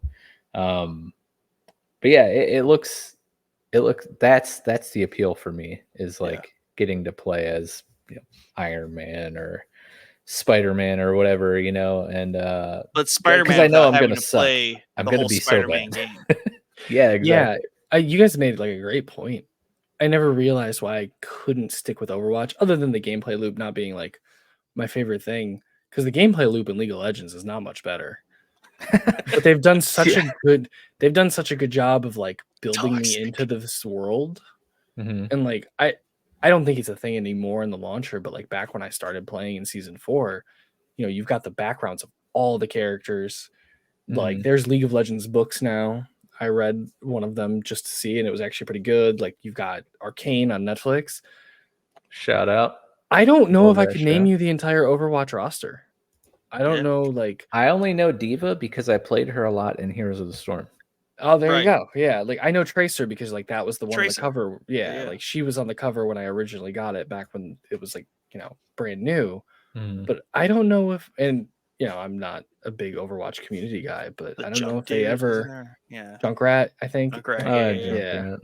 I Heroes like of the Storm, Roadhog. that's the only reason I know any of them. Yeah, Roadhog was just Thresh with a shotgun, so I was like, okay, I'll play him. Yeah. Like, with the giant That's so hook. true. That's so true. But yeah, that was my favorite commentary from Mike playing Heroes of the Storm. He's like, "Oh yeah, this is just like whatever league character." Oh yeah, I gave it like one match. It was like I'm just going back. Yeah. No, you're right. You gotta like kind of identify with that roster for these hero ones. Yeah, because I don't think a lot of people want any more hero shooters, but this one being superheroes, I think it's got some legs to stand on. Yeah, and I think like sorry, go ahead, Nick. No, I was just gonna say it's kind of like we're like survival craft. Like obviously, hero shooters have been around a little longer, or maybe not. I don't know. But like survival crafting, like we've kind of hit like our peak ish when it comes to like we have our big pillars of like survival crafting crafters, and now we're just hitting all the niche like aesthetics really, because there's like that Greek one where it's like literally just kind of looks like a trashy Valheim. The benefit is you're just playing as like a Greek soldier, and there's like some Greek mythos around it. So I mean, it's kind of like maybe that's just the way the these action like hero shooters seem to go, is like Mario. Like Siege, I don't know if I would count Siege as a hero shooter, but I feel like it has almost the same mechanics of, you play your character, that character has certain abilities that affect certain things. So I feel like it would fall in the category, but even then it's so niche of like, it's more tactical than, flying around and bopping around like an Overwatch. Yeah. Shout out to one of the original showboys, Cody, was obsessed with playing Siege. Like that's all he played. And that was my college. He loved that game. Yeah, I think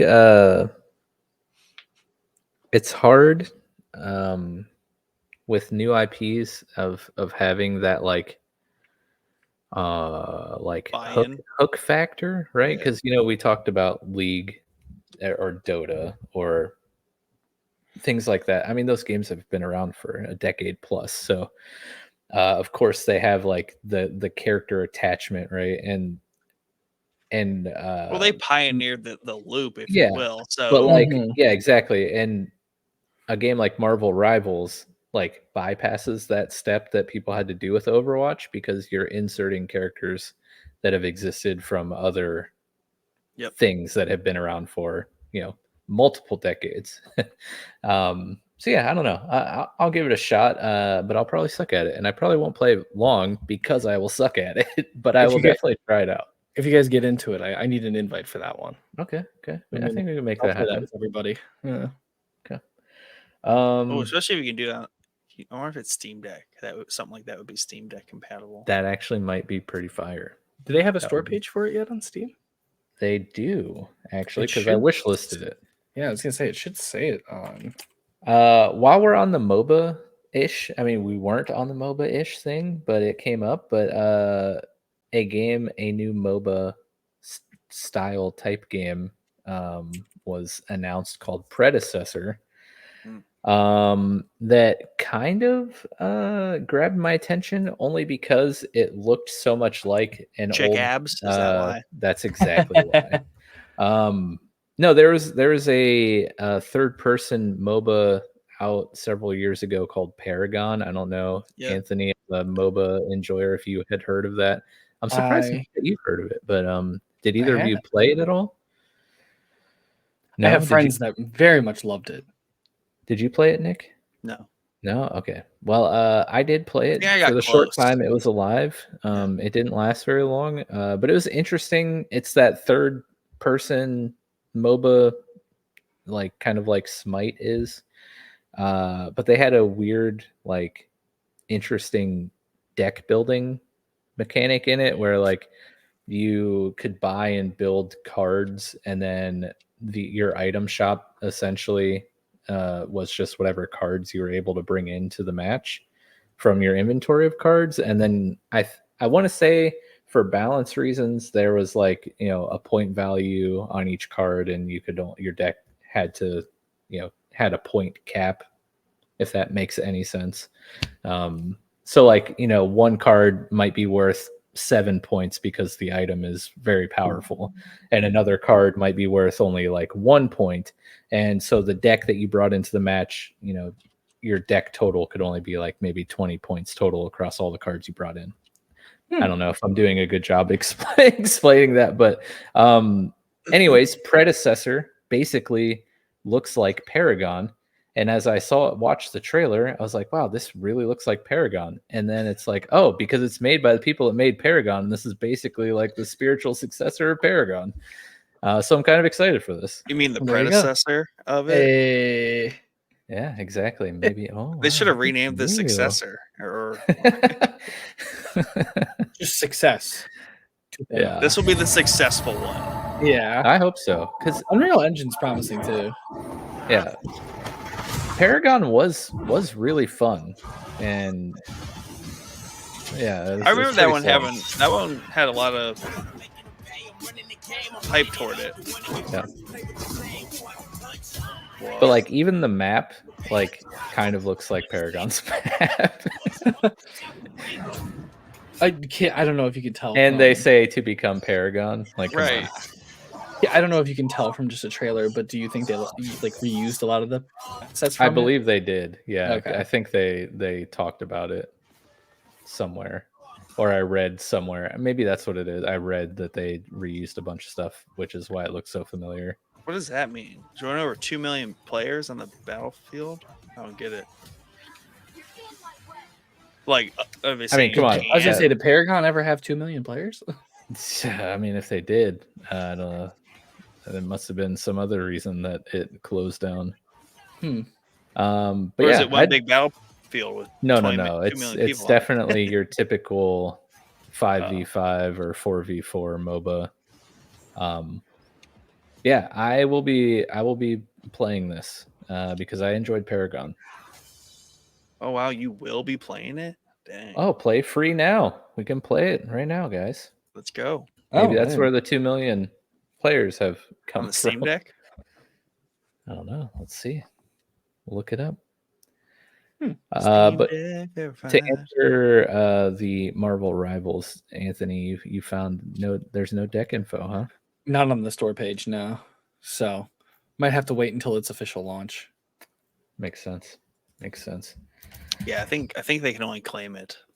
Steam won't dupe players like that by saying, "Oh yeah, studio says it's good, so it's good." Steam's like, "Nah, dog. We need verified status." To answer your question, Nick, Predecessor is playable. Okay. And it has small mixed text reviews. Mixed recent. Yeah. All reviews mostly positive, but you know, I wonder what the recent mixed reviews. You know, I'm a big fan of the whole like recent versus overall, because that, like, after a patch, and like that happened with Total War Pharaoh, like recent, like it's mixed overall, but like recent ones mostly positive. I'm like, see, this is good. It's like the pulse of the community. Looks like a lot of the more mixed reviews right now for it they don't have a full rank system yet. So when that comes, I never even get there in the first place. So yeah, like it's the ticky tack thing, but I don't know enough about the Paragon comparisons in a lot of these. So yeah, I didn't even realize it was out already. I just added it to the library, so I'll have to find some time to install it and check it out. Yeah, I feel like Paragon, maybe it was. I hate to say it was ahead of its time because it's not like it was the first third-person MOBA out there, but maybe it was just the wrong time for Paragon, and maybe this is the right time for Predecessor. I don't know. So where do you want to go next, Nick? I only have really 2 more. Well, I guess technically 3 more trailers to look at. Let's go with Monster Hunter Wilds, and then we can wrap up the game portion with Dimensionals, of course. You know, the propaganda machine that I got sucked into for that game.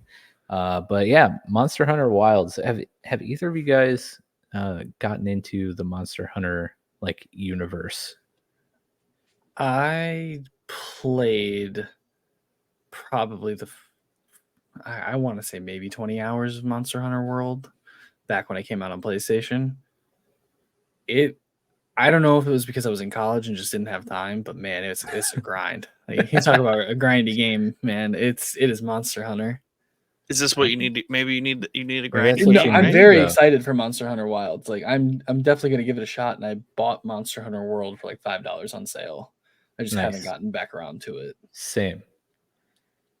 Nick, Monster Hunter experience. Any? Nah, I remember being really intrigued by it when the first one came out, but for whatever reason, I just wasn't at a point in my life where I could dive into a new IP. I think I was just like in a recycle my usual IPs mode and had no space for it. But it always looked interesting. And I remember the first game looking like really different compared to like anything else that had been out. Closest thing would have been like Evolve in my mind, but like, Oh, dude, that game was so fun. Oh my Yeah. gosh. Rest in peace. That was a great game. Yeah, Monster Hunter, it's right up there with like Warhammer 40K with me, where I want so badly to play one of these games, but it's just so overwhelming. Like, I tried logging into World and I was just like, oh my gosh, there's so much stuff. I have no idea what's going on. well, that's kind This of is- cool. They're that big. Yeah, there's a lot of systems. I was never able to find like which weapon style fits me the best. Like, yeah. I feel like if you can find that, it's probably a lot more enjoyable. Yeah. So this, of course, is just kind of this trailer was showing off a couple of new monsters that they revealed. Why is it always spiders? I know, right?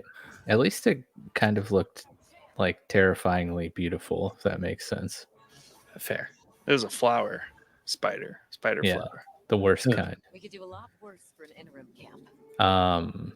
Do you build like your settlement? You might in this one. You never did before. It seems like again, absolutely no experience, but what it seems like the gameplay loop is hunt a massive monster, then like harvest it for resources to craft cool gear from the resources harvested from said monster. This one might have base building. I think it's a lot more open world than the other ones were. She They did say that quite a bit. She's like, when we're done here, we need to find shelter. Yeah, I also I don't know if you caught it there, but the terrain in this one is going to change as the monsters hit the ground. So that'll be interesting. But I know in Monster Hunter World, you basically had like, okay, this is your home island. You signed up for hunts, and then you left on the boat to go to the hunting island. Looks cool. So this one I think might be a lot more expansive, and I'm almost wondering if monsters will be able to attack your settlements. Oh, that'd be rowdy. This looks dope. The I need to collect water. I'm on that. I'm certainly going to give this one a shot. I hope it grabs me. I mean, I like that they leave you guessing as to those sort of mechanics, because it's totally like not beyond a game like this to be like, oh yeah, there's totally base building and resource gathering, but we're not going to tell you about it. Are you guys cat people at all? I am not. No. Okay. Well, then the Palicos won't really do it for you. But the Palicos are fun. Dad said he will play Power Rangers. I don't know what that's all about. Is there a new Power Rangers game coming out that I missed?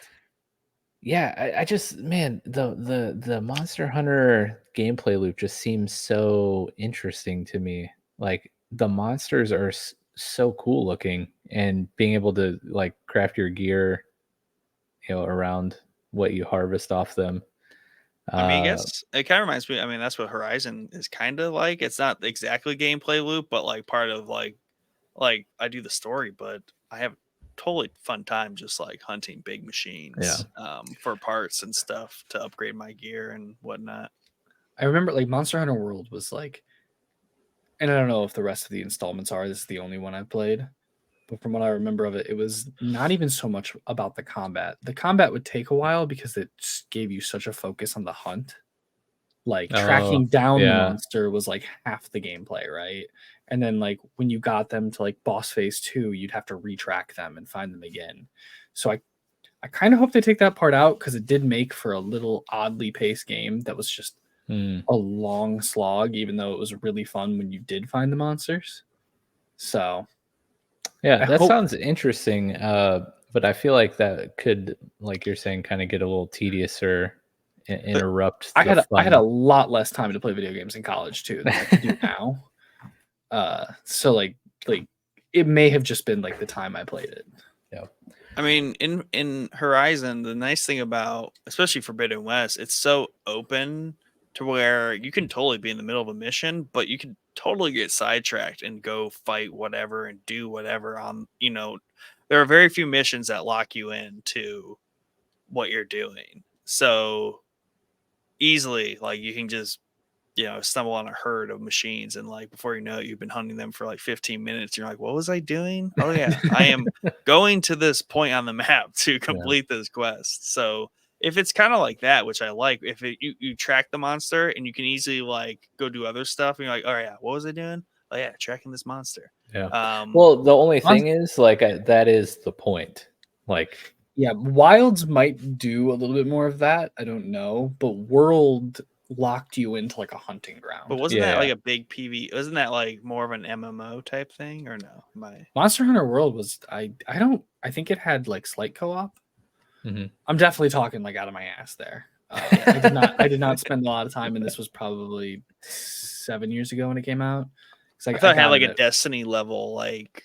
Yeah, there's definitely like matching up with a group for the hunts, but in terms of like what players you see in your world, I don't know if any. Maybe it might be like a hub thing where right, you're just in the game and then you like join a group via matchmaking somehow.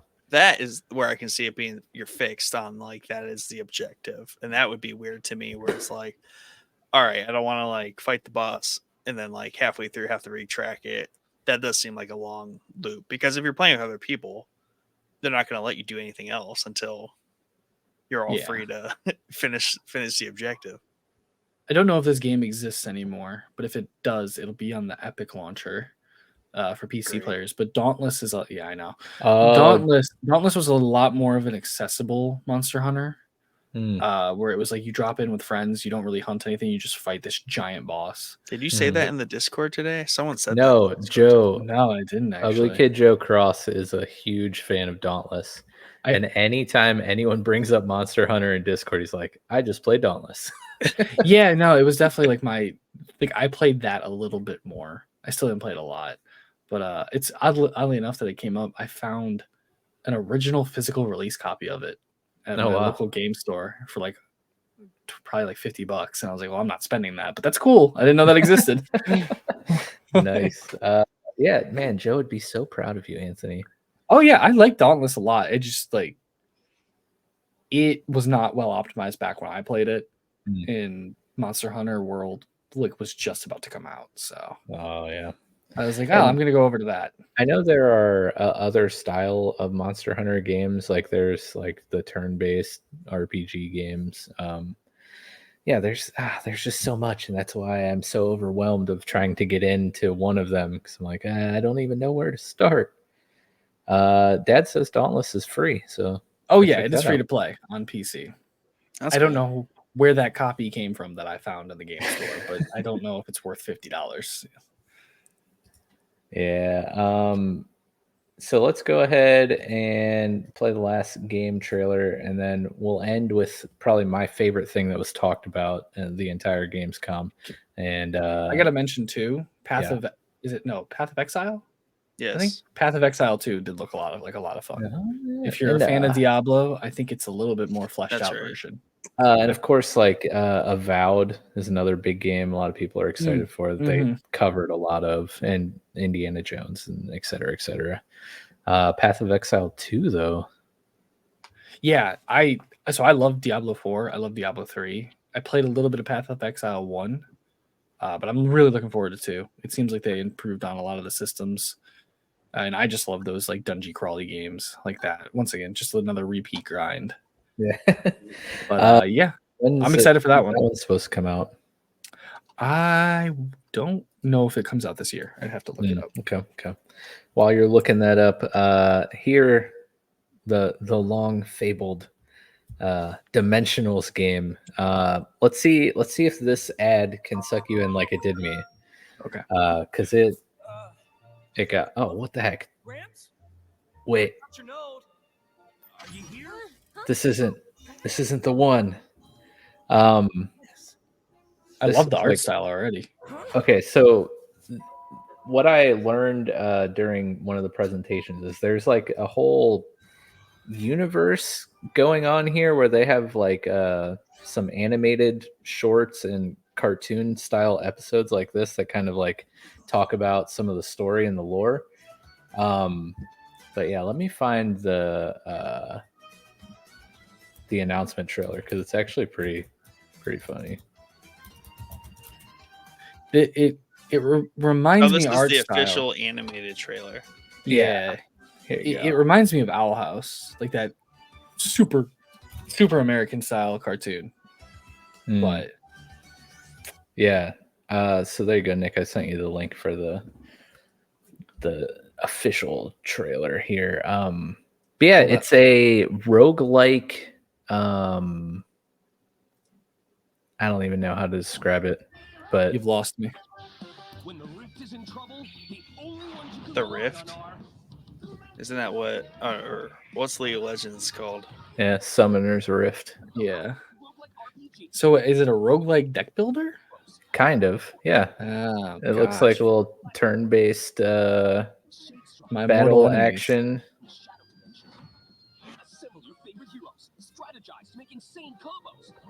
I'm really bad at deck I feel building. like this would be. I feel like this is an ad that would be on Nickelodeon in the 90s. Yeah. Yeah, because they intentionally made a 90s like styled ad. But the art style looks super cool. They had they said Marvel Snap's kind of a big influence with the deck building aspect. Yeah, just looks great, and they show a Steam Deck here on the ad, so that already catches my attention because I love me a good Steam Deck game. But yeah, I don't know. I'm very intrigued by that game, and it probably has something to do with like the 300 ads I saw for it during my trying to catch up on the Gamescom stream. just constantly thinking about it. Yeah, it's like, wow, I really need some Dimensionals. And the 90s nostalgia is just like eating away at you. Yeah, it's really do yourself a favor and go watch it and put some headphones on because it's like straight up sounds like something off 90s TV. It's great. But yeah, the last thing, we're gonna wrap the show up talking about the final thing, my favorite thing announced. And that is Secret Level. Okay. 15 episode anthology animated series. Yes. From the creators of Love, Death, and Robots too. Yes. Dude, okay, so this checks like all the boxes. Nick and I have always talked about watching the Blizzard cinematic trailers, being like, why don't they just make a show or a movie exactly like this? And when they announced this on opening night, that's literally what they said. Have you ever just watched a cinematic thing for a game and be like, why is there not a show about this? That's what we're doing. And I'm like, you guys literally have made my day. I'm so excited for this. You don't even have to say anything else. But the Blur team with Love, Death, and Robots, like they come with very respectable history in the space of animated shorts. So I'm excited. How you guys feeling about Secret Level? Mad pumped. Yeah, as soon as I heard about it, I was like, you're right. Like, this is what we've been waiting for. Just give me the cinematics. Yes. Nick, give us the cinematics.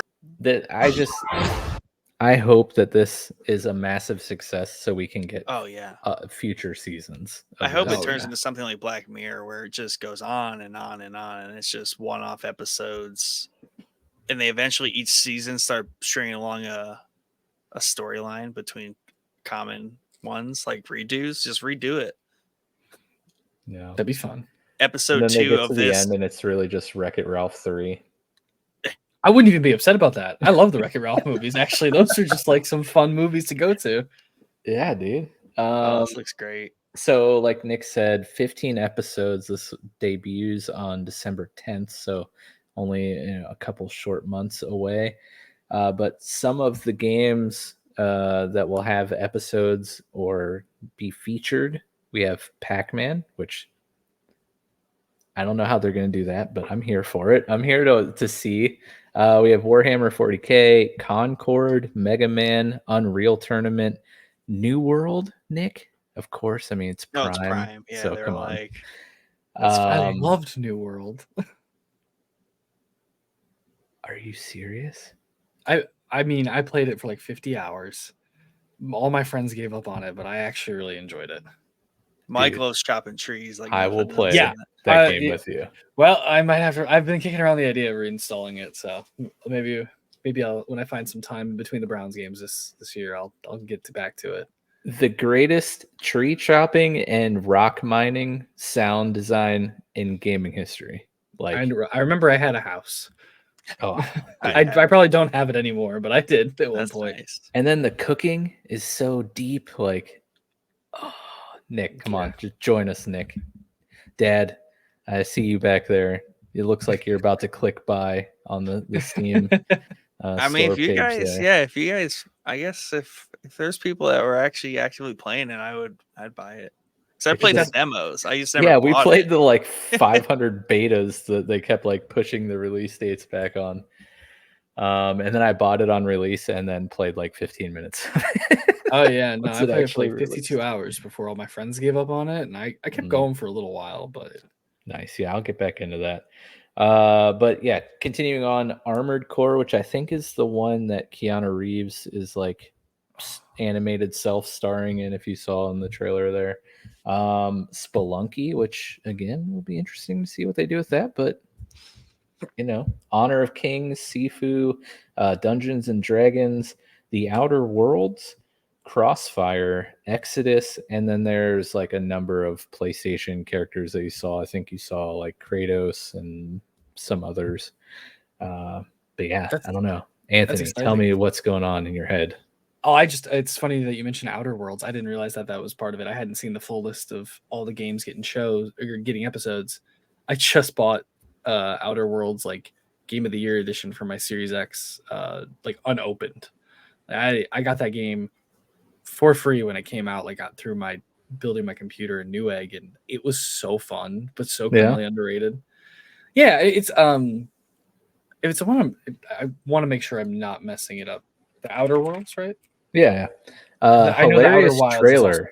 Yes. Like I think their announcement trailer or the announcement trailer for Outer Worlds 2 was hilarious because it was just making fun of games that show trailers of stuff that's not actually gameplay. I don't know if anyone knows what trailer I'm talking about, but it's hilarious. You should go look it up. I guess it was actually better received than I thought. It has a 9 out of 10, 8.5 out of 10, and 85% on the big three here in Steam. But it's from the developers of Fallout New Vegas. It's a blast. It was a fun little story. Like I had a good time with it. I'm looking forward to replaying it. I remember buying it on a decent sale for my Switch. Big mistake, because Switch sucks. But I think so. I like scour all the gaming clients for like all their free games all the time, and I think on one of them I got Outer Worlds for free. Maybe it was Epic or something. Yeah, it's probably Epic. So I've been meaning to, of course, with my gigantic list of backlog and like super cheap games that I continue to buy that just sit in my library and don't get played for like 5 or 6 years. Yeah, it's in there. It's someday. A fun one. That one was one that I was like, I'm willing to die on the hill that this game was good. But apparently, I don't have a hill to die on. The critics loved it, so they agree I with can live you. with that. But yeah, it is a game that you don't hear talked about often. So like, even though it was received well critically, like I feel like the fan base isn't there size wise, you know. So I think you got some validity to what you're saying. I'm the only person I know that, like in my group of friends, that even played it. So I'm glad it was well received, but wish it had a bigger audience. Yeah. So Nick, what are you thinking? I know you were as equally as excited as I was. No, I mean, I'm excited for sure. Yeah. It's got to be good. Just keep it coming. Have you guys watched all of Love, Death, and Robots? I watched the first season. I haven't seen the second one. Oh man, it's not every like, episode's a hit. I'll be honest, but that's like Black the Mirror, ones though. that hit, but the ones that hit are so good. Yeah, there was wasn't there an episode with Topher Grace, like from that '70s show, in the first season, where like people were living in his freezer or something? There was like a whole. Man, I sound like an absolute lunatic, but I swear this was an episode.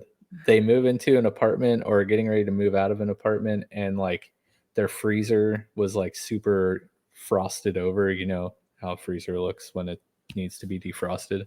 And like inside the freezer, there was like this whole mini civilization. Like, I don't know. It was really wild. Now I feel like I have to validate myself. I'll post something in Discord later when I find what I'm talking about. I wouldn't be surprised if that was an episode. Yeah. I wonder how the licensing works. Like, can they obviously have to ask. Yeah. Like, would they ever do a Blizzard Dude, Warcraft? Are you inside my head right now? Because I was literally trying to figure out how to say that. Yeah. If Halo is smart, they'll just hand everything over to them. Right. Yeah. Right. Like, stop trying to sell a season 3 of the whatever. And I think it's smart to do, because also you look at that trailer and you look at, because like there's tons of like animation these days, right? It's huge. It just keeps getting bigger, but like still, when you watch a gameplay trailer like that, like they are so detailed and so insane across every pixel of your screen. Like, clearly it takes so much energy to like do that. Like, it's hard for a studio to be like, yeah, we'll make a season like that, because even Arcane, like, it's gorgeous, it's beautiful, it's got an art style to it, right? Everything has an art style to it, where it's like game trailers don't have an art style to them. They're like near real life future, like aesthetic, whatever that is. Like, it's just a perfect digital recreation of like what our minds project how things should be. It's weird. So I say all that I get why someone doesn't sit down like, all right, we're gonna make like a Halo series or a Warcraft series in this, because it's just so much energy. So an anthology is really smart to me if they toy with the idea of touching back. Like, if they have like the God of War IP in there and they can like license that for a part 2 episode in a second season, I think that would work really well. And that's a good idea. They touch so many things across a 15 episode season. I think that scratches the right itch to where it's like, we get the episode, awesome, and then maybe if we get like a second one, if it's a popular one, right? I think that would be cool, especially if they start linking together. Yeah. Mildly breaks the anthology rule a little bit, but I'm here for it. It's anthology enough. Yeah. Yeah.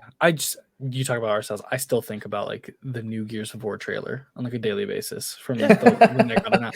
Insane. It's like, I'm so excited for that game, and that trailer was so good. Yeah. It's just like they're in, just like the armor, like especially like when we're talking like the like Gears of War, or even like anytime they're in a suit or anything. Dude, that's like Space Marine. The Space Marine, like you Mega could Man? see see the texture, like the texture on the like metal. Like, it wasn't just a flat metal surface; it was like a textured. It's definitely seen better. Yeah, it's just like it's insane how much detail goes into those. Yeah, I just wonder, like these will be shorts, obviously, but like 20 minutes. I wonder how short, and like, are they going to be kind of each episode varies like Love, Death, and or Love, Death and Robots? I don't know why I said Little Robots. Or will it be like a standardized time for each episode, but it's shorter than like a normal TV episode? Like maybe they're like 10 minutes or 15 minutes or whatever. Yeah, I'm hoping that all of them are at least 15 to 20. Yeah, I mean, that would be the Love, Death, and Robot ones that are like 7 minutes are good, but I always want more. Yeah. And like, I'm like, I get if they want us want to leave us wanting more so that they can keep making this, but also like, give me. Like, yeah, exactly. Give me. And I feel like it shouldn't be that hard of a sell for Blur and the team behind this, because I mean, think about it, it's just like, well, it's not free because well, yeah, I don't know, maybe they're making money off of this, right? The studios, selling the rights or whatever, but it's just it's like a 15-minute commercial for your game. Yeah, it's like you see a good episode and you're like, oh, well, that was awesome, I want to try Sifu, like maybe I want to see what this game's all about. Like I feel like there's definitely an incentive for studios to like hand over their IP for this, you know what I mean? Yeah, I almost Amazon's wonder not afraid to drop a dime on someone's IP, because clearly, they got, they've been known to pay a lot for IP rights before and not get a lot either. So like, can we just get the likeness of it sold? $250 million. Yeah, we're not talking about anything in particular. Is that Lord of the Rings? Of Power or anything? Yeah. I still haven't watched it. I saw the season 2 coming. But I hope for the second season to be much better. Here's our TLDR review of season 1. It's aggressively mediocre. Yes. With all the Acolyte stuff going on, most season 1s are. I still haven't watched Acolyte either, so I have no idea of like it's canceled. What that should. It got canceled after 1 season. Like, give a show like 2 seasons at least. Like, if you guys think Rings of Power could be better in the second season, I'm glad they didn't cancel it then. Yeah, I think it has a fighting chance for sure. And plus, a lot of the leaks about it are around like re-emphasis on new and different characters. So I don't think they're kind of like just gonna be pushing the same agenda and like arcs that they were the first season. So I have hope it's gonna be a little bit more dynamic to where like it's gonna flex with the story. So I have a feeling that maybe each season even has an opportunity to be much different than a prior season. So because of that, I don't think they're mainlining like a particular character the whole time. So one thing they crush in Rings of Power is the visuals, man. That's like a gorgeous show. Oh yeah. But Amazon does that well. New World, beautiful. Rings of Power, beautiful. Like their shows are good looking. It's just they always suffer on the like story side of things, or like some throughput there. I haven't started reading the Expanse books yet. I have them. But I love the show. Dude, I loved the show. I don't know how different the story is, but yeah, that's just like it's probably my favorite sci-fi show ever. Oh man, did we start very excited? Yeah, Throwback I'm very Thursday, for The Expanse. Let's do it. That's a good one. I have to show it to my girlfriend, and it's on our list. Do it. Yeah, but I wonder how much they paid to get Blur from Netflix, or if like Blur had a contract with Netflix that just expired. Because Love, Death, and Robots being a Netflix exclusive, I wonder how much it took to get this anthology over. Because I'm sure Netflix would have killed to have this. It's a good point. That didn't even cross my mind. Yeah, that would be interesting to know. One thing that I really appreciated too about the announcement is the guy from the studio announcing it and like literally coming to tears during his announcement of it. I don't know if you saw that, but like, yeah, he got emotional. You could tell this is like a passion project for him, and yeah, that it always is a good sign in my eyes when like the creators are that passionate about something that they're putting out. It just, to me, indicates that they put a lot of love and effort into this. And I mean, just the little announcement trailer looks amazing. yeah, I'm excited to see what comes of it. And I like I said, I hope it is a big success so we can have a season 2 and 3 and 4 and 7. We'll just go all LeBron on this. Like, not here for 2 seasons. We're not here for 3 seasons. Yeah, I don't know. I'm excited. This stole Gamescom for me. Yeah, it's not even a game. Yeah. Well, I remember everybody was talking about like the Borderlands, like 30 seconds, and I was like, nah. Okay, but who really, like, I don't know. They were like, it was a minute and a half, and they were like, let's just shorten that up a little bit and just kind of. Yeah, I won't take us too much longer because I know you guys were ready to wrap. But does the Starfield DLC do anything for anybody in the Showboys realm? No. There some people on our Discord. We had a crew in the Discord that were pretty into Starfield for a good bit while it first launched. I think they just started too early and like burned through it, and it's probably a really good game now. Much like No Man's Sky got significantly better. I haven't jumped back in yet. I know the car DLC dropped, so you can actually explore the planets finally. But I was a fan of it. Yeah, and So I'm curious to see what the Shattered. I think it's Shattered Space is what the DLC is called. Bethesda, if they do one thing really well, I've always loved their DLCs. Like the DLC for Fallout 3 was great. New Vegas was great. Skyrim's DLC was really fun. So I'm hoping I really hope that it like brings it back for me. Yeah. Dad says from the background, Light No Fire is what he's excited for. I don't remember seeing much or anything from it in Gamescom, but I think the little bit I've seen floating around YouTube and stuff, it does look pretty interesting. But yeah, we'll wrap it here. Again, Anthony, thanks for coming on. It's always a fun time. Thanks for having me, guys. Anytime you ever want to talk about movies, shows, games, whatever, you're always welcome. If you're doing an Alien Romulus episode, let me know and I will clear my schedule. I have done an Alien podcast before in college, and I loved Romulus. It was a good time. So I have a lot of thoughts on that. That may or may not be being recorded next Thursday. So all right. Well, if you already filled the space, don't worry about it. DMs because they might be reaching out to you for that. So sounds good. Yeah, no, love that movie. Another passion project. Nice.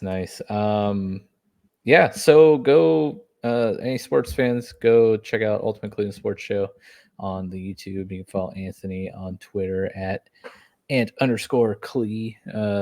Good news. I don't use Twitter that much, but the few times I've tried to look for you, I've been able to find you a lot easier now. Yeah, I can be tagged in my own show's promotional material now. It's great, man. I don't know what changed with my account. I didn't pay for anything on Twitter, but I'm back. My account Elon freed you. Yes. Yeah, I don't know what I did. Like, I just usually retweet the show stuff, and then like I give my occasional game and movie opinions because most of the people from UCSS like they don't care about any of this stuff. So sports. I was like, sorry if you're following me for sports, you got the wrong guy from the show. I do watch other things, but yes. Yeah, I was like, sorry guys.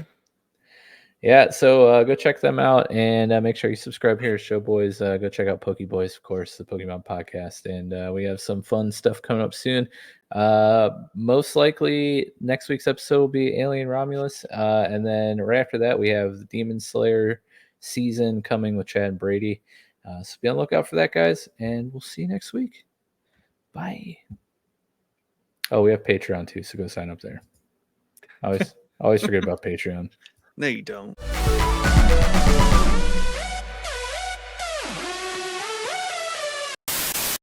Let's bring him in. What up, Daddy-O? I still can't hear you. Your mic's busted. Feels so much better now. Sheesh. Okay, goodbye. New phone, who this? Bye. Resume. 1, 2, 3.